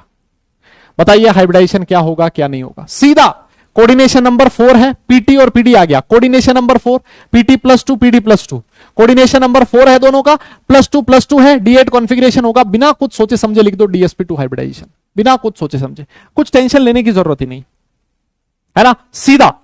रीजन CFT में पढ़ेंगे। आओ देखो आगे क्या लिखता है, दूसरा वाला पॉइंट देखो कि जो NH3 होता है ना, उसको हम लोग क्या मानते हैं जनरली? स्ट्रॉन्ग फील्ड लिगेंड मांगते हैं। NH3 जो होता है उसमें डोनर कौन होता है? डोनर होता है नाइट्रोजन, और जब डोनर नाइट्रोजन होता है तो हम लोग बोलते हैं लिगेंड कैसा होगा? स्ट्रॉन्ग फील्ड लिगेंड होगा। लेकिन ये वीक लिगेंड की तरह बिहेव करता है। किस किस के लिए? Cr2+, Mn2+, Fe2+ and CO2+, chromium, Mn, Fe, CO, ठीक है। इन दोनों की जो +2 ऑक्सीडेशन स्टेट है, इनके लिए जो हमारा NH3 है, जो निकल है, वो NH3 है, वो किसकी तरह बिहेव करता है? It behave like a week field ligand generally. बाकी सबके लिए NH3 कैसा होगा? स्ट्रॉन्ग फील्ड लिगेंड होगा। लेकिन अगर मैं ये वाले लिख दूं, इनके लिए NH3 वीक फील्ड लिगेंड की तरह बिहेव करता है। बोलना पड़ेगा यार, दादा क्लियर है? यस, कुछ समझ में आ रहा है भाई? कुछ समझ में आ रहा है? कुछ भी, थोड़ा बहुत, है ना। अब ये जितनी भी चीजें आप लिख रहे हो ना, जैसे ये वाला जो पॉइंट है ना, स्पेशली मेंस में इस पॉइंट पे क्वेश्चंस पूछे जाने की प्रोबेबिलिटी मेरे हिसाब से काफी कम है ना। तो ये एडवांस लेवल के टॉपिक है, है ना, इस पे एडवांस लेवल में क्वेश्चन पूछा जा सकता है, ठीक है ना, ये एडवांस लेवल के क्वेश्चन इसमें पूछे जा सकते हैं, ठीक है, इस बात को याद रखें। और देख लो एक्सेप्शंस में तीसरा एक्सेप्शन, इन सबके रीजन मैं बताऊंगा आपको, सीएफटी में सबके रीजन बताऊंगा। एक्सेप्शन में तीसरा रीजन ये है कि जो जनरली ऑक्सीजन डोनर्स होते हैं वीक फील्ड लिगेंड होते हैं। हम लोगों ने बात करी थी कि जो कार्बन और नाइट्रोजन डोनर होते हैं वो स्ट्रॉन्ग फील्ड लिगेंड होते हैं, और ऑक्सीजन और जो हेलोजन डोनर होते हैं वो सारे के सारे वीक फील्ड लिगेंड होते हैं, है ना। जैसे ऑक्सीजन डोनर जो है, जैसे H2O हो गया, है ना, ऑक्सलेट आयन हो गया, ये सारे के सारे वीक फील्ड लिगेंड होते हैं, लेकिन acts as strong field ligand for CO3+ and Cu2+, है ना। CO3+ एंड Cu2+ के लिए ये किसकी तरह बिहेव करते हैं, स्ट्रॉन्ग फील्ड लिगेंड की तरह बिहेव करते हैं, है ना। ये वैसे होते वीक फील्ड लिगेंड है, ये होते वैसे वीक फील्ड लिगेंड है, लेकिन वीक फील्ड लिगेंड होते हुए भी ये CO3+ के लिए किसकी तरह बिहेव करते हैं, Cu2+ के लिए किसकी तरह बिहेव करते हैं, स्ट्रॉन्ग फील्ड लिगेंड की तरह बिहेव करते हैं। एग्जाम्पल मैं आपको बताऊंगा इसका, है ना, आगे आगे पढ़ेंगे, ठीक है। यस यस यस ठीक है,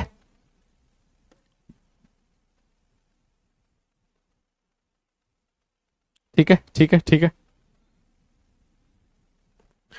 तो ये 3 चीजें थी, ये बताऊंगा इसका रीजन, क्यों मत पूछो, अभी सिर्फ लिख लो यार, है ना, क्यों मत पूछो, अभी सिर्फ लिख लो, मैं इसका रीजन आपको बताऊंगा आगे आगे, है ना, आगे बताएंगे इसका रीजन, चिंता मत करो आप लोग, है ना, सबका रीजन बताया जाएगा, कुछ भी ऐसी चीज नहीं है तो जो रटवाई जाएगी तुम्हें, है ना।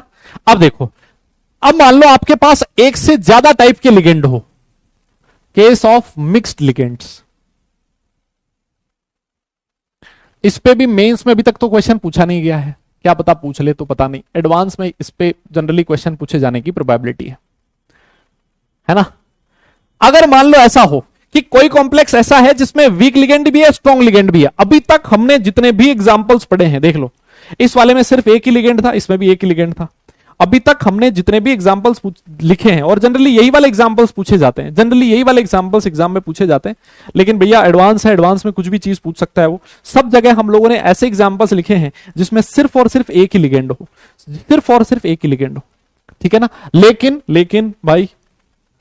लेकिन एडवांस का कोई भरोसा नहीं है, वो कुछ भी पूछ सकता है ना, एडवांस का कोई भरोसा नहीं है, वो कुछ भी पूछ सकता है, तो इसी वजह से मैं आपको मिक्स लिगेंड वाला केस भी बता देता हूं, है ना। देखो, मिक्स लिगेंड वाले केस में पहली पॉसिबिलिटी होगी क्या, कि जो स्ट्रॉन्ग फील्ड लिगेंड है वो या तो इक्वल होंगे या फिर ज्यादा होंगे वीक फील्ड लिगेंड के केस में। क्या ध्यान रखना है, ऐसे लिख दो, या तो कि number of strong field ligand जो है वो या तो इक्वल है या फिर कम ज्यादा है number of week field ligand के। अगर ये वाला केस हो, अगर ये वाला केस है बेटा, तो आपको क्या मानना है, नेट इफेक्ट क्या मानना है, नेट इफेक्ट आपको यह मान के चलना है कि वो टोटल स्ट्रॉन्ग फील्ड लिगेंड की तरह बिहेव करेगा। हाँ, हेट्रोलिटिक कॉम्प्लेक्सेस आप लोग बोल सकते हो, है ना, और हेट्रोलिप्टिक में भी एक स्ट्रॉन्ग है एक वीक है, इस तरह से। और अगर मान लो एक और केस बनता है कि जो number of week field ligand है वो ज्यादा है किससे, number of strong field ligand से। दो पॉसिबिलिटी है ना, ये दो पॉसिबिलिटी है। तो इस केस में जो नेट इफेक्ट आपको मान के चलना है कि इनका जो इफेक्ट होगा वो कैसा होगा, वीक फील्ड लिगेंड की तरह होगा, कि ये सारे के सारे किसकी तरह बिहेव करेंगे, वीक फील्ड लिगेंड की तरह बिहेव करेंगे, है ना। लेकिन अगर मान लो स्ट्रॉन्ग फील्ड लिगेंड है, ग्रेटर देन लिखा है या फिर इक्वल लिखा है वीक फील्ड लिगेंड के, तब हमें नेट इफेक्ट क्या मानना है, स्ट्रॉन्ग फील्ड लिगेंड का मानना है। जैसे अगर मैं मान लू, है ना, जैसे अगर मैं मान लो एक एग्जाम्पल लिखा आपके सामने, एक एग्जाम्पल लिखा है FeH2O5NO है ना, ये एग्जाम्पल लिखा है। ये तो तुम्हारा देखा देखा लग ही रहा होगा कॉम्प्लेक्स, है ना, ये वाला देखा देखा लग ही रहा होगा कॉम्प्लेक्स। बताओ क्या होना चाहिए इस केस में, net effect strong field ligand का आएगा या फिर वीक फील्ड लिगेंड का आएगा, बताइए। जो नेट इफेक्ट आएगा, यस, जो नेट इफेक्ट आएगा वो वीक फील्ड लिगेंड का आना चाहिए या फिर स्ट्रॉन्ग फील्ड लिगेंड का आना चाहिए।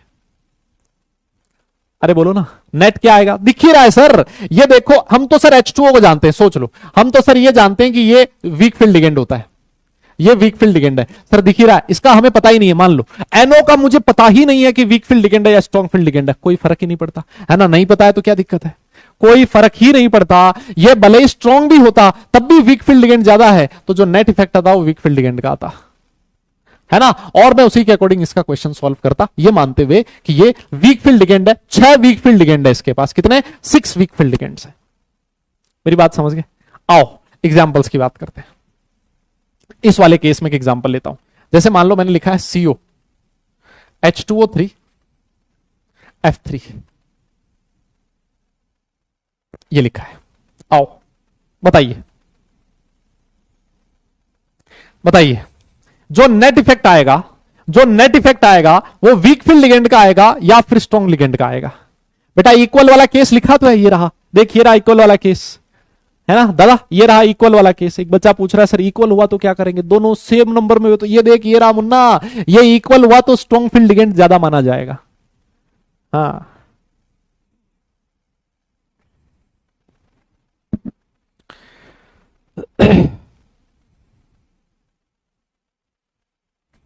हाँ जी बताइए कौन सा इफेक्ट आएगा, कौन सा इफेक्ट आएगा। आइए देखो, अभी मैं आपको बता देता हूं, अभी मैं आपको बताता हूं। यहां पर सबसे पहले मुझे ये बताओ कोबाल्ट की ऑक्सीडेशन स्टेट कितनी है, +3 है। जब कोबाल्ट की ऑक्सीडेशन स्टेट +3 होता, अभी एक एक्सेप्शन लिखवाया था, जब कोबाल्ट की ऑक्सीडेशन स्टेट +3 हो तो उसके लिए जो ऑक्सीजन डोनर होते हैं वो किसकी तरह बिहेव करते हैं, स्ट्रॉन्ग फील्ड लिगेंड की तरह बिहेव करते हैं। मेरी बात समझ में आई क्या। जब CO3+ है उसके लिए ऑक्सीजन डोनर किसकी तरह बिहेव करेंगे, स्ट्रॉन्ग फील्ड लिगेंड की तरह बिहेव करेंगे। हालांकि वाटर ऑक्सीजन डोनर है, वाटर कैसा है दादा, ऑक्सीजन डोनर है। सर ये वीक फील्ड लिगेंड की तरह बिहेव करता है जनरली, लेकिन कोबाल्ट 3+ के लिए स्ट्रॉन्ग फील्ड लिगेंड की तरह बिहेव करेगा। किसकी तरह, स्ट्रॉन्ग फील्ड लिगेंड की तरह। यस, और सर ये वाला फ्लोरीन है, सर ये तो वीक फील्ड लिगेंड ही होता है। अब बताओ, अब बताओ, अब बताओ सर, देखो स्ट्रॉन्ग फील्ड लिगेंड भी 3 है, वीक फील्ड लिगेंड भी 3 है। अगर स्ट्रॉन्ग फील्ड लिगेंड और वीक फील्ड लिगेंड बराबर हो नंबर में, अगर बराबर हो नंबर में, तो सर इफेक्ट क्या होता है, स्ट्रॉन्ग फील्ड लिगेंड होता है। नेट इफेक्ट क्या होता है, स्ट्रॉन्ग फील्ड लिगेंड होता है। लेकिन इस वाले केस में जो नेट इफेक्ट आएगा वो वीक फील्ड लिगेंड का आएगा। यह है एक्सेप्शन, एक्सेप्ट। इसको अगर मैं छोड़ दूं, इस एग्जाम्पल को, है ना, अगर मैं इस एग्जाम्पल को छोड़ दूं, अगर मैं इस एग्जाम्पल को छोड़ दूं तो बाकी जो है, अगर इस एग्जाम्पल को छोड़ दिया जाए तो बाकी के लिए यही वाला फॉर्मूला काम में लगेगा कि अगर strong field ligand weak field ligand से ज्यादा है या फिर इक्वल भी है तो net effect strong field ligand ही आएगा। लेकिन इस वाले केस में, इस वाले केस में इफेक्ट आना चाहिए था स्ट्रॉन्ग फील्ड लिगेंड, लेकिन एक्सेप्शन है, क्या माना जाएगा, net effect week field ligand का, है ना। अब ये मैं फिर बोल देता हूं, JEE mains point of view से इंपॉर्टेंट नहीं है ज्यादा, लेकिन JEE advance point of view से काफी इंपॉर्टेंट है। Yes, JEE advance point of view से काफी इंपॉर्टेंट है, ठीक है, JEE advance point of view से काफी इंपॉर्टेंट है, ये मैं आपको पहले बता देता हूं। अब मेरा आपसे पता है क्वेश्चन क्या है, मेरा आपसे क्वेश्चन ये है ना, मेरा आपसे क्वेश्चन ये है कि ये जो एग्जांपल आपकी स्क्रीन पर है, इसमें आपको Fe का हाइब्रिडाइजेशन बताना है। होमवर्क दे रहा हूं मैं, है ना, होमवर्क दे रहा हूं मैं आपको। इसमें आपको Fe का हाइब्रिडाइजेशन बताना है। हाँ, ये एक्सेप्शन का भी एक्सेप्शन हो गया। सही कह रहा है कोई बच्चा, है ना, कोई बच्चा बिल्कुल सही कह रहा है सर, ये एक्सेप्शन का भी एक्सेप्शन हो गया, है ना। पहली बात तो एक्सेप्शन पहला ये था कि CO3+ के लिए H2O स्ट्रॉन्ग फील्ड लिगेंड होता है, ये एक्सेप्शन था, है ना। और इसमें एक्सेप्शन में भी एक्सेप्शन आ गया कि होना स्ट्रॉन्ग फील्ड लिगेंड था और हो गया वीक फील्ड लिगेंड, ठीक है। हाँ, तो ये वाला एग्जाम्पल है बेटा, होमवर्क है, इसको आप लोग घर से करिएगा, ठीक है। एक चीज मैं आपको और बता देता हूं, ये सारी जो चीजें हम लोग पढ़ रहे हैं ना अभी, जो अगर मैं मेंस की बात करूं ना, मेंस वाले जो क्वेश्चंस है ना, मैं आपको नेक्स्ट क्लास में PYQs करवाऊंगा। अभी मेंस वाले क्वेश्चन ऐसे हलवा होते हैं, देखते तुम क्वेश्चन सॉल्व कर दोगे। लेकिन ये जो चीजें हम लोग पढ़ रहे हैं ये एडवांस के लिए पढ़ रहे हैं, क्या पता एडवांस में इस तरह के क्वेश्चन पूछ भी ले हमसे, है ना। और मैं नहीं चाहता कि कोऑर्डिनेशन को मैं मेंस के लिए अलग पढ़ाऊं, एडवांस के लिए अलग पढ़ाऊं, क्योंकि कोऑर्डिनेशन में कंपाउंड्स में सारी चीजें एक दूसरे से रिलेटेड है ना। तो ये भाई केमिस्ट्री की खूबसूरती है। आइए एक छोटी सी चीज हम लोग और पढ़ते हैं। नोट में कई बार क्या होता है, क्वेश्चन में ऐसा लिखा होता है, number of unpaired electrons, number of unpaired electrons in complex part, है ना, जो कॉम्प्लेक्स कंपाउंड है, कॉम्प्लेक्स जो आयन है उसमें कितने अनपेड इलेक्ट्रॉन होंगे, उसमें अनपेड इलेक्ट्रॉन की कैलकुलेशन होती है number of unpaired electron in central metal plus number of unpaired electrons in ligand. देखो अभी तक हम लोगों ने जितने भी एग्जांपल्स किए ना, है ना, आप याद करो, अभी तक हम लोगों ने जितने भी एग्जाम्पल किए ना, उसमें जब हम लोगों ने अनपेड इलेक्ट्रॉन की कैलकुलेशन करी है, दादा इधर इधर इधर इधर स्क्रीन पे देखो सारे लोग, बहुत जबरदस्त चीज बता रहा हूं। अभी तक हमने जितने भी एग्जाम्पल्स किए ना, उन सारे एग्जाम्पल्स में जब मैंने आपसे कहा number of unpaired electron calculate करो, तो आपने अनपेड इलेक्ट्रॉन सिर्फ और सिर्फ किसके निकाले थे? सेंट्रल मेटल के निकाले थे। आप चाहे कोई सा भी एग्जाम्पल लेके देख लो, जो मर्जी हो वो एग्जाम्पल ले लो, सारे के सारे केसेस में जो हम लोगों ने अनपेड इलेक्ट्रॉन निकाले थे वो किसके लिए निकाले थे? सेंट्रल मेटल के। लिगेंड के अनपेड इलेक्ट्रॉन देखे ही नहीं हमने। देखो इस वाले केस में मेटल अनपेड इलेक्ट्रॉन 0 है क्योंकि सेंट्रल मेटल के पास कोई अनपेड इलेक्ट्रॉन नहीं है। यहां पर भी अनपेड इलेक्ट्रॉन 0, इसका मतलब कोई अनपेड इलेक्ट्रॉन नहीं है सेंट्रल मेटल के पास, है ना। यहां पर भी डायमैग्नेटिक है, मतलब सेंट्रल मेटल के पास कोई अनपेड इलेक्ट्रॉन नहीं है। यहां पर पैरामैग्नेटिक था, मतलब सेंट्रल मेटल के पास 2 अनपेड इलेक्ट्रॉन है। मैं आपको यह कहना चाहता हूं कि अभी तक हम लोगों ने जितने भी अनपेड इलेक्ट्रॉन निकाले हैं वो सिर्फ और सिर्फ सेंट्रल मेटल के लिए निकाले हैं। लेकिन सर आपने यहां यह क्यों लिखा है फिर number of unpaired electron in ligand? ये कौन कौन से लिगेंड्स होते हैं जिसके पास अनपेड इलेक्ट्रॉन होते हैं? तो ध्यान रखो कि जनरली क्या लिखना है कि जनरली लिगेंड्स आर डायमैग्नेटिक, है ना। लिगेंड जो होते हैं जनरली डायमैग्नेटिक होते हैं, उनके पास कोई अनपेड इलेक्ट्रॉन नहीं होता। इसी वजह से हम लोगों ने अनपेड इलेक्ट्रॉन नहीं निकाले। Sir generally ligands are diamagnetic but except कौन कौन से? एक आपको याद रखना है O2, NO और O2 माइनस, है ना। इन पे जनरली क्वेश्चन पूछ सकता है। O2 हम लोगों ने कैलकुलेट किया था, इसके पास 2 अनपेड इलेक्ट्रॉन होते हैं, इसके पास 1 अनपेड इलेक्ट्रॉन होता है और इसके पास भी 1 अनपेड इलेक्ट्रॉन होता है। अगर आपको कभी भी ये वाले लिगेंड दिख जाएं, तो ध्यान रखना 1 अनपेड इलेक्ट्रॉन जोड़ देना, इसका 2 जोड़ देना, इन दोनों के 1 जोड़ देना, है ना। वो टोटल अनपेड इलेक्ट्रॉन होंगे, है ना, वो होंगे total number of unpaired electrons. O2 इसका तो हम लोगों ने MOT भी बनाया था, याद करो, केमिकल बॉन्डिंग में मॉलिक्यूलर ऑर्बिटल डायग्राम बनाया था। इसका भी हमने मॉलिक्यूलर ऑर्बिटल डायग्राम बनाया था। इसके पास 17 इलेक्ट्रॉन, इसके पास 15 इलेक्ट्रॉन, इसके पास 16 इलेक्ट्रॉन है, इसके पास 2 अनपेड इलेक्ट्रॉन, इन दोनों के पास 1 अनपेड इलेक्ट्रॉन, ठीक है ना। और रीजन क्या? अबे रीजन क्या है इसका O2 में अनपेड इलेक्ट्रॉन निकालने का? मैं रीजन बताऊं क्या? अभी MOT में बताया था, MOT, yes, molecular orbital theory, उसमें पढ़ाया हुआ है ये सब कुछ पढ़ाया हुआ है यार। तुम क्या बात कर रहे हो? एग्जाम से इतने थोड़े दिन बचे हैं अभी और तुम ऐसी बात कर रहे हो मुझे, है ना, कुछ झटका वटका ना आ जाए कोई, है ना। हाँ ऐसे मत करो यार। नंबर ऑफ अनपेड इलेक्ट्रॉन, ये है नंबर ऑफ अनपेड इलेक्ट्रॉन, ठीक है, डन, क्लियर है। हाँ पढ़ाया हमने ये सब कुछ अलग से नहीं करवाया है। हाँ कुछ अलग से नहीं करवाया। तो इसी वजह से देखो, ये अभी तक हमने जितने भी एग्जांपल्स लिए थे, इन एग्जांपल्स में ये वाले लिगेंड थे ही नहीं, है ना, ये वाले लिगेंड थे ही नहीं, तो हमने बाकी इनके लिए अनपेड इलेक्ट्रॉन की कैलकुलेशन करी ही नहीं। देखो सीधी सी बात ये है ना, सीधी सी बात ये है। बस वीबीटी हो गया इसी के साथ खत्म। अब हम लोग सीधा सीधा पढ़ेंगे वीबीटी की लिमिटेशंस क्या क्या है ना, लिमिटेशंस ऑफ वीबीटी की बात करेंगे, है ना। डन, लिमिटेशंस ऑफ वीबीटी की बात करेंगे। आइए, इसमें एक चीज लिखी है, ये वाला पॉइंट पहले समझो, लिखता है कि ये कलर के बारे में, does not explain the colour of coordination compounds. इस पूरे टॉपिक में हम लोगों ने कहीं पर भी कलर के बारे में नहीं पढ़ा कि ये वाला कॉम्प्लेक्स कलर्ड है, ये वाला कलर्ड नहीं है, ये इसका कलर ये है, इसका कलर ये है ना।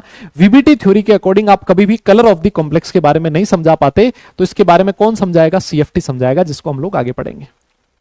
दूसरी चीज, इस वाले पूरी थ्योरी में इस वाली प्यूरी थ्योरी में हम लोगों ने कहीं पर भी ये बात नहीं लिखी कि ये वाला कॉम्प्लेक्स ज्यादा स्टेबल है, ये वाला कॉम्प्लेक्स कम स्टेबल है। मतलब हम लोग स्टेबिलिटी, है ना, स्टेबिलिटी दो तरह की होती है, थर्मोडायनेमिक और काइनेटिक, आगे बताऊंगा, है ना। कोऑर्डिनेशन कंपाउंड्स की स्टेबिलिटी के बारे में इस थ्योरी में कोई इंफॉर्मेशन नहीं थी। इस पूरी थ्योरी में पहली चीज कलर के बारे में कोई इंफॉर्मेशन नहीं थी, दूसरी चीज स्टेबिलिटी ऑफ कॉम्प्लेक्स कंपाउंड के बारे में कोई थ्योरी नहीं थी, कोई रीजन नहीं था। इसको भी कहां पर पढ़ेंगे हम लोग, सीएफटी में पढ़ेंगे ना, सीएफटी बताएगा इसके बारे में भी। Done, okay. फिर उसके बाद इसने एक चीज और लिखी है कि ये मैग्नेटिक डेटा के बारे में कुछ भी इंटरप्रेट नहीं करता। मैग्नेटिक डेटा के बारे में इंटरप्रेट नहीं करता मतलब इस थ्योरी के अकॉर्डिंग आप ये नहीं बता सकते कि ये डायमैग्नेटिक होगा या फिर पैरामैग्नेटिक होगा। सर ये क्या बात कर रहे हो आप, ये कैसी बात कर रहे हो आप, हमने तो बताया है, हमने तो बताया है। देखो एक चीज मुझे बताओ, कॉम्प्लेक्स डायमैग्नेटिक है या फिर पैरामैग्नेटिक है, ये कब बता पाते हो आप? सर मैं तब बता पाऊंगा जब मुझे यह पता लगे कि लिगेंड वीक है या फिर स्ट्रांग है। दादा भाई लोगों इधर स्क्रीन पे, ओ अभी 10-15 मिनट और पढ़ाऊंगा मैं, फालतू बात करोगे 15 से 20 भी हो जाएगा, ठीक है ना। हाँ अभी ये देख लो मैं क्या बोल रहा हूं। आप पैरामैग्नेटिक या फिर डायमैग्नेटिक कब बता पाते हो, कब बता पाओगे, ईमानदारी से बताओ कि भाई इलेक्ट्रॉन पेयर होगा या नहीं होगा, ये कब बताओगे? ये तब बताएंगे जब ये पता लगे कि लिगेंड वीक है या फिर स्ट्रांग है ना, तभी बता पाएंगे ना। और मैंने आपको बताया था लिगेंड स्ट्रांग है या फिर वीक है उसके बारे में वीबीटी कोई एक्सप्लेनेशन नहीं देता। कौन देता है? सीएफटी देता है। वो जो स्पेक्ट्रोकेमिकल सीरीज हम लोगों ने लिखी थी, वो स्पेक्ट्रोकेमिकल सीरीज आई कहां से थी? सीएफटी से आई थी। हम तो सीएफटी की वो सीरीज जो है उसको अपनी वीबीटी में काम में ले रहे थे सिर्फ, है ना, हम तो सिर्फ अपने काम में ले रहे थे,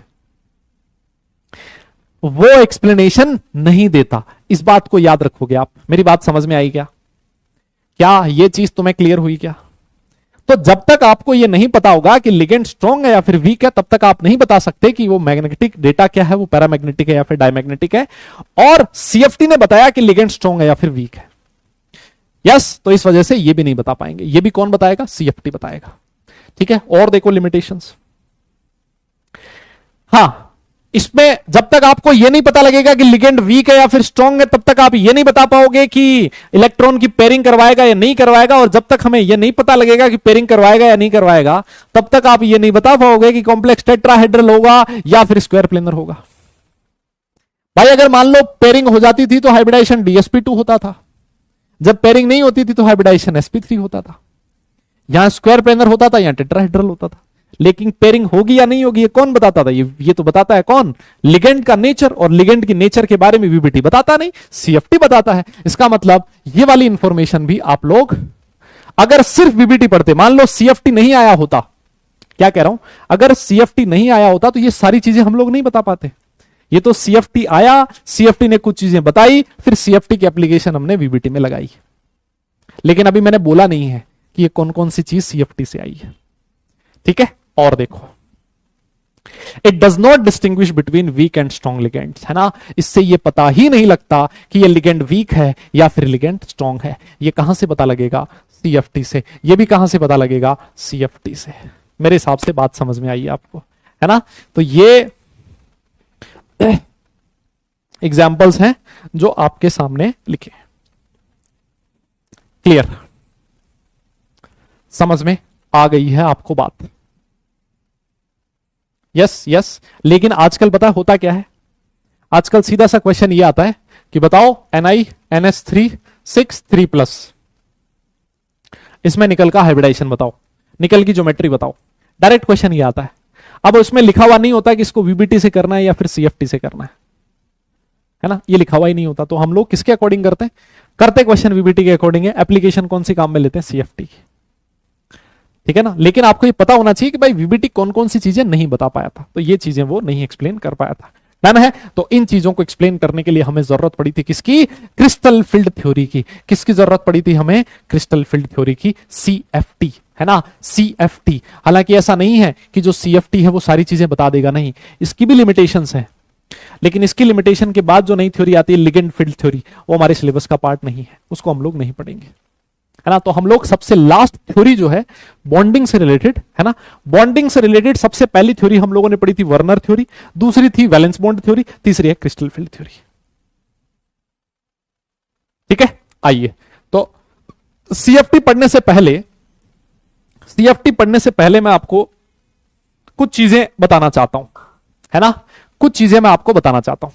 आइए, है ना, सीएफटी हम लोग असली सीएफटी नेक्स्ट क्लास में स्टार्ट करेंगे, है ना, असली जो सीएफटी होगा वो नेक्स्ट क्लास में स्टार्ट करेंगे। लेकिन अभी सीएफटी पढ़ने के लिए जो जो मेरे पास रिक्वायर्ड इंफॉर्मेशन है वो मैं आपको भी बता देता हूं, फिर उसके बाद क्लास को खत्म करेंगे। देखो, सबसे पहली चीज अगर मैं आपसे पूछूं कि डीजेनरेट ऑर्बिटल्स क्या होते हैं, सबसे पहला मेरा क्वेश्चन है कि व्हाट आर डीजेनरेट ऑर्बिटल्स। मेरे हिसाब से आप लोगों को पता होना चाहिए, है ना, आप लोग सब 12th क्लास पास करके आए हो, आए हो क्या? सारी दुनिया पास करके आई है ना कहीं, है, सेटिंग से तो नहीं आए हो? आओ, तो डीजेनरेट ऑर्बिटल्स होते हैं orbitals having same energy, orbitals having same energy, orbitals having same energy, है ना, उनको हम लोग डीजेनरेट ऑर्बिटल्स बोलते हैं। जैसे अगर मान लो कोई मेटल है, लेट से मैं बात करता हूं Fe, इसका इलेक्ट्रॉनिक कॉन्फ़िगरेशन सारी दुनिया जानती है, ये होता है साहब 3d2 4s2 3d6। मतलब ये जो d ऑर्बिटल है, ये जो 3d के ऑर्बिटल है, 5 ऑर्बिटल, इस 3d में जो 5 ऑर्बिटल है, इन सारे ऑर्बिटल की एनर्जी सेम है। इसका मतलब ये ऑर्बिटल कैसे हैं? डीजेनरेट ऑर्बिटल्स हैं। ये सारे ऑर्बिटल कैसे हैं? डीजेनरेट ऑर्बिटल्स हैं। मतलब इन सारे ऑर्बिटल्स की एनर्जी सेम है। यस, इन सारे ऑर्बिटल्स की एनर्जी सेम है। डी के 5 ऑर्बिटल की एनर्जी सेम, पी के 3 ऑर्बिटल की सेम, है ना। तो सर ये सारे के सारे डीजेनरेट ऑर्बिटल वाली कैटेगरी में आएंगे। हमेशा ध्यान रखना, ये जो मेटल है किसी के साथ बॉन्ड नहीं बना रहा, यह है फ्री मेटल, है ना, या फिर ऐसे लिख देते हैं मेटल इन फ्री स्टेट, है ना, कुछ भी लिखा हो, क्या लिखा हो? मेटल इन फ्री स्टेट,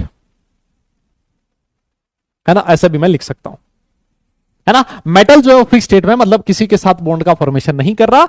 तो जब जब आपका मेटल फ्री स्टेट में होगा, जब तक वो किसी के साथ बॉन्ड का फॉर्मेशन नहीं करेगा, तब तब उसके जितने भी 3d ऑर्बिटल्स हैं, उसके जितने भी 3d ऑर्बिटल्स हैं, या फिर अगर उसके पास 4d ऑर्बिटल्स हैं, तो वो d ऑर्बिटल्स कैसे होंगे? डीजेनरेट होंगे।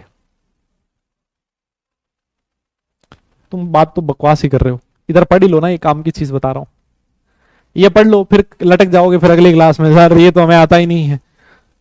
ये देख लो ना, ये इंपॉर्टेंट चीजें हैं जो अगली क्लास में काम में आएगी। नेक्स्ट क्लास में नाम लूंगा ना डीजेनरेट, कई लोग ऐसे मुंह ताकेंगे, खाज खुचाएंगे सर में, और पता नहीं कहां कहां। तो इससे अच्छा ये देख लो ना, भी वो काम में आएगा बेटा, हाँ नेक्स्ट क्लास में काम में आएगा ये।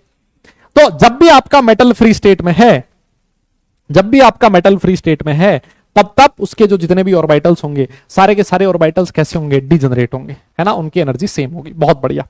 अब देखो, जो डी ऑर्बिटल्स होते हैं, डी ऑर्बिटल में, डी ऑर्बिटल्स को मैं दो तरह से क्लासिफाई कर सकता हूं। डी ऑर्बिटल्स दो तरह के होते हैं, एक तो होता है जिनको मैं लिखूंगा एक्सियल ऑर्बिटल्स, है ना, एक होते हैं डी ऑर्बिटल्स में एक्सियल ऑर्बिटल्स, और एक होता है नॉन एक्सियल ऑर्बिटल्स, है ना। भाई ये मैं ऐसे पढ़ा रहा हूं आपको जैसे कि आप लोगों ने चैप्टर पहले पढ़ा ही ना है ना। मैं इसी तरह से छोटी छोटी इंफॉर्मेशन, हर छोटी से छोटी चीज आपको बता रहा हूं। मैं मान के चल ही नहीं रहा कि तुम लोगों ने एक बार पढ़ चुके हो, है ना, तुम लोग ड्रॉप कर रहे हो, मैं ये मान के चल ही नहीं रहा हूं। मैं तो ये मान के चल रहा हूं कि तुम्हें कुछ नहीं आता, है ना, तुम्हें कुछ नहीं आता, इसी वजह से मैं सारी चीजें तुम्हें ईमानदारी से छोटी छोटी चीज बता रहा हूं। यस, तो देखो डी ऑर्बिटल्स में एक्सियल ऑर्बिटल्स होते हैं, वो होते हैं डी जेड स्क्वायर और D X square Y square, और जो नॉन एक्सियल ऑर्बिटल्स होते हैं वो D X Y, D Y Z और डी जेड एक्स। सर इसका रीजन बड़ा क्लियर है। एक्सियल ऑर्बिटल इसलिए बोला है उनको, अगर मैं D X square Y square की स्ट्रक्चर बनाऊं, तो सर ये एक्स एक्सिस है, ये वाई एक्सिस है, D X square Y square में जो लोब्स होते हैं इलेक्ट्रॉन डेंसिटी के, वो एक्स और वाई एक्सिस के ऊपर प्रेजेंट होते हैं, है ना। जो डी जेड स्क्वायर अगर मैं ऑर्बिटल बना दूं, दादा ये है डी जेड स्क्वायर ऑर्बिटल, ये जेड एक्सिस है, तो सर जो लोब्स प्रेजेंट होंगे वो डी जेड एक्सिस पे हैं, और ये जो रिंग प्रेजेंट है ये कौन से प्लेन में होती है? एक्स वाई प्लेन में होती है। दादा ये रिंग कौन से प्लेन में होती है? एक्स वाई प्लेन में। तो क्योंकि इन पे जो लोब्स हैं वो एक्स और वाई एक्सिस पे प्रेजेंट है, दैट्स वाई इनको एक्सियल ऑर्बिटल्स बोला जाता है। एक्सियल या फिर इनको ईजी भी बोला जाता है, इवनली डीजेनरेट, ईजी ऑर्बिटल्स भी बोल दिया जाता है ना, इवनली डीजेनरेट, है ना, इवनली डीजेनरेट। इसका रीजन आपको आगे समझ में आएगा ना। जेराड, इवनली डीजेनरेट जेराड बोला जाता है। जेराड वेराड हमारे सिलेबस का पार्ट नहीं है, उसको मैं नहीं पढ़ा रहा। आओ और देखो, फिर उसके बाद ये रहा, जैसे मान लो मैं लिख देता हूं ये एक्स एक्सिस है, वाई एक्सिस है। अगर मैं आपसे कहूं डी एक्स वाई, इसका मतलब जो लोब्स प्रेजेंट होंगे एक्स और वाई एक्सिस के बीच में प्रेजेंट होंगे, है ना, ये है डी एक्स वाई। फिर अगर मान लो डी वाई जेड बनाना हो, ये वाई एक्सिस है, ये जेड एक्सिस है, तो जो ऑर्बिटल्स प्रेजेंट होंगे, जो लोब्स प्रेजेंट होंगे, वो वाई और जेड एक्सिस के बीच में प्रेजेंट होंगे। और अगर मान लो ये डी जेड एक्स है, ये एक्स है, ये जेड है, तो ये लोब्स एक्स और वाई एक्सिस के बीच में प्रेजेंट है, एक्सिस के बीच में प्रेजेंट है। दैट्स वाई इन ऑर्बिटल्स को आप लोग क्या कहते हो sir, these are non axial orbitals, या फिर इनको T2G भी बोला जाता है ना, T2G, ट्रिपली डिजेनरेट, है ना, ट्रिपली डिजेनरेट, है ना। इसका रीजन भी आपको आगे समझ में आएगा, आगे पढ़ेंगे। क्लियर है क्या? बोलो बोलो बोलो, यहां तक कोई परेशानी हो तो बताओ, यहां तक कोई भी परेशानी हो तो बताओ। यस, नहीं है? ये दो चीज है जो अभी के लिए ध्यान में रखनी है। और चीज देखो, और देखो, आपके सामने क्रिस्टल फील्ड थ्योरी के मैं कुछ पोस्टुलेट लिख रहा हूं, या आपके सामने कुछ पोस्टुलेट्स लिखे हुए हैं, है ना। ये पहला पोस्टुलेट, ये सेकंड पोस्टुलेट, ये है तुम्हारा थर्ड, ये जो तीन पोस्टुलेट्स हैं, और ये है तुम्हारा फोर्थ। ये जो चारों पोस्टुलेट्स हैं, इसको अपनी कॉपी में लिख लेना अगली क्लास में, है ना, आने से पहले, है ना, क्योंकि क्लास में मैं सीधा इनको समझाऊंगा, लिखवाऊंगा नहीं, ठीक है ना। ये बेटा चार पोस्टुलेट हैं, इनको आप लोग अपनी कॉपी में लिखें, है ना, इनको अपनी कॉपी में लिखें। पहली चीज आपका होमवर्क आ गया, ठीक है, आपका पहला होमवर्क आ गया। और देखो, position of D orbitals in cube, सुनना मेरी बात, इधर देखो, इधर क्यूब आप सब लोग बनाना जानते हो, ये भी आपका होमवर्क है, ये भी आपका होमवर्क है। क्यूब आप सब लोग बनाना जानते हो, ये रहा सर क्यूब, है ना, ये रहा सर क्यूब, ये है सर क्यूब, ठीक है, ये है सर क्यूब का सेंटर, बॉडी सेंटर हम लोग जानते हैं। सर इसको मान लेते हैं एक्स एक्सिस, सर इसको मान लेते हैं वाई एक्सिस, और इसको मान लेते हैं जेड एक्सिस। दोनों एक दूसरे से परपेंडिकुलर हैं, है ना, दोनों एक दूसरे से परपेंडिकुलर हैं। सुनो, अब सुनो मेरी बात, मैं ये कह रहा हूं कि जो एक्सियल ऑर्बिटल्स होते हैं उनके लोब्स फेस सेंटर की तरफ होते हैं। क्या कहा मैंने? जो एक्सियल ऑर्बिटल्स होते हैं उनके लोब्स फेस सेंटर की तरफ होते हैं, और जो नॉन एक्सियल ऑर्बिटल्स होते हैं उनके लोब्स एज सेंटर की तरफ होते हैं। इनके लोब 6 फेस सेंटर की तरफ है, क्योंकि 6 फेस सेंटर होते हैं, और इनके लोब 12 एज सेंटर की तरफ है।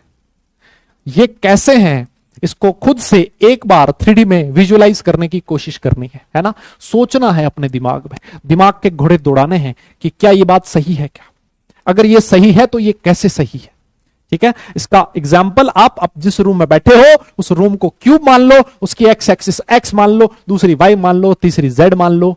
एक्सिस जो एक्सियल ऑर्बिटल्स हैं उनके लोब्स कहां प्रेजेंट होंगे? फेस सेंटर की तरफ। नॉन एक्सियल के प्रेजेंट होंगे एज सेंटर की तरफ। सिर्फ इतना सा देख लेना, यह भी आपका होमवर्क है। बताओ, इतना मैंने तुम्हें होमवर्क दे दिया है, क्या लगता है तुम ये कर पाओगे क्या?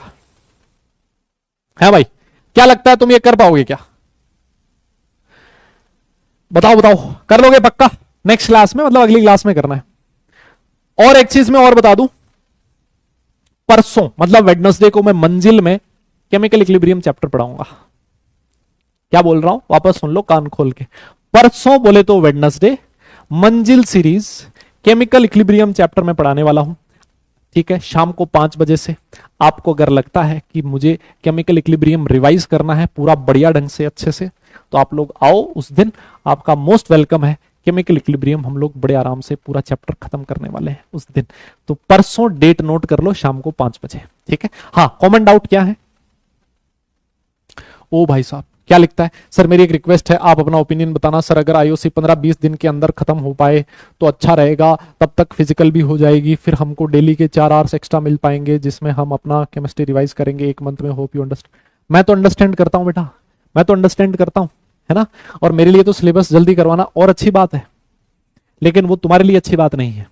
भले ही सिलेबस 20 दिन में ना होके 1 महीने में हो जाए, इट डजंट मैटर, है ना। 20 ना दिन होके 25 दिन में खत्म हो जाए, उससे कोई बहुत ज्यादा नुकसान आप लोगों को नहीं होगा। लेकिन नुकसान हाँ तब जरूर हो जाएगा, नुकसान तब जरूर हो जाएगा जब जल्दी जल्दी सिलेबस करने के चक्कर में तुम्हारी चीजें भूल जाओ, तुम अच्छे से ना कर पाओ, हड़बड़ा जाओ, है ना। इससे अच्छा अगर आपको रिवीजन करना है तो आप लोग रिवीजन कर लो ना, अभी से रिवाइज कर लो, है ना। अभी से रिवाइज करना स्टार्ट कर दो। सर AIR1 आएगा तो आईफोन दोगे? अरे बेटा AIR1 आ गया तो आईफोन की तुम्हें जरूरत ही नहीं पड़ेगी, मेरे वाले आईफोन की, है ना। तो और मेरा वाला चाहिए तो मेरा वाला भी दे देंगे। और बताओ तुम। बेटा D7 में एक अनपेड इलेक्ट्रॉन होता है तो पैरामैग्नेटिक ही होगा। How to find low spin and high spin complex? बेटा बताया तो था।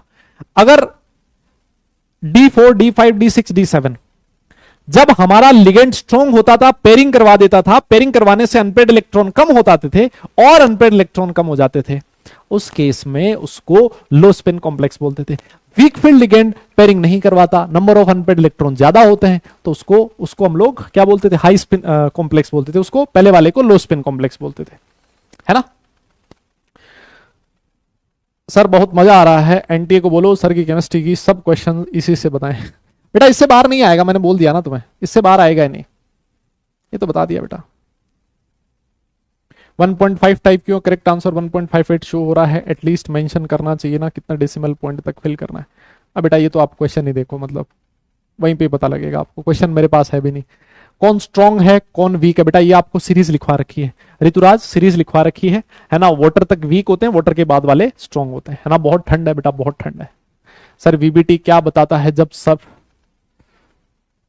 CFT से? बेटा वीबीटी में यही पता लगता है ना। वीबीटी में अगर आपको ये पता लग गया स्ट्रॉन्ग लिगेंड है, तब आपको पता लग जाएगा ज्योमेट्री क्या है। अगर आपको ये पता लग गया कि स्ट्रॉन्ग है या फिर वीक है, तो आपको मैग्नेटिक डेटा के बारे में पता लग जाता है ना, उसके बाद पता लगता है। हाँ जी, राधे राधे। ये लो स्पिन हाई स्पिन बता दिया बेटा, एक बार वापस देखो आप लोग। एक्सेप्शंस क्या जरूरी है क्या? बेटा एक्सेप्शंस तो जरूरी होते हैं, क्योंकि जनरली क्वेश्चंस एक्सेप्शन से पूछ लेता है। चलो फिर आज की क्लास यहीं पे खत्म करेंगे, जिसकी भी क्लास है नेक्स्ट वाली। हाँ आओ देखो, आपका होमवर्क क्या हो गया जो क्लास में दिया है सबसे पहले तो, ठीक है, जो क्लास में दिया है। फिर उसके बाद आपको क्या करना है? आपको आज डीपीपी मिलेगी, उस डीपीपी को सॉल्व करना है। फिर उसके बाद बढ़िया ढंग से रिवाइज करके आना है, ठीक है, रिवीजन करना है। और फिर उसके बाद आपको मॉड्यूल उठाना है, मॉड्यूल की एक्सरसाइज 1 उठानी है। एक्सरसाइज 1 में वीबीटी एक टॉपिक लिखा हुआ मिलेगा, वीबीटी के सारे क्वेश्चंस कर लेने हैं, है ना। वीबीटी के सारे क्वेश्चंस कर लेने हैं। चलो इसी के साथ क्लास खत्म करने का टाइम आ चुका है। यस यस यस, ठीक है दादा, अब क्लास खत्म करते हैं। मैंने 5-7 मिनट ज्यादा ही ले लिए बल्कि आप लोगों के। चलिए फिर ठीक है भाई लोगों, नेक्स्ट क्लास में मिलते हैं। तब तक सारे लोग अपना ख्याल रखें, खुश रहें, हंसते मुस्कुराते रहें, और दादा पढ़ाई जरूर करते रहें, क्योंकि काम तो पढ़ने से चलेगा, सिर्फ मुस्कुराने से नहीं। चलिए फिर नेक्स्ट सेशन में मिलते हैं, अच्छे से रिवाइज करके आइएगा। टाटा bye bye, love you all.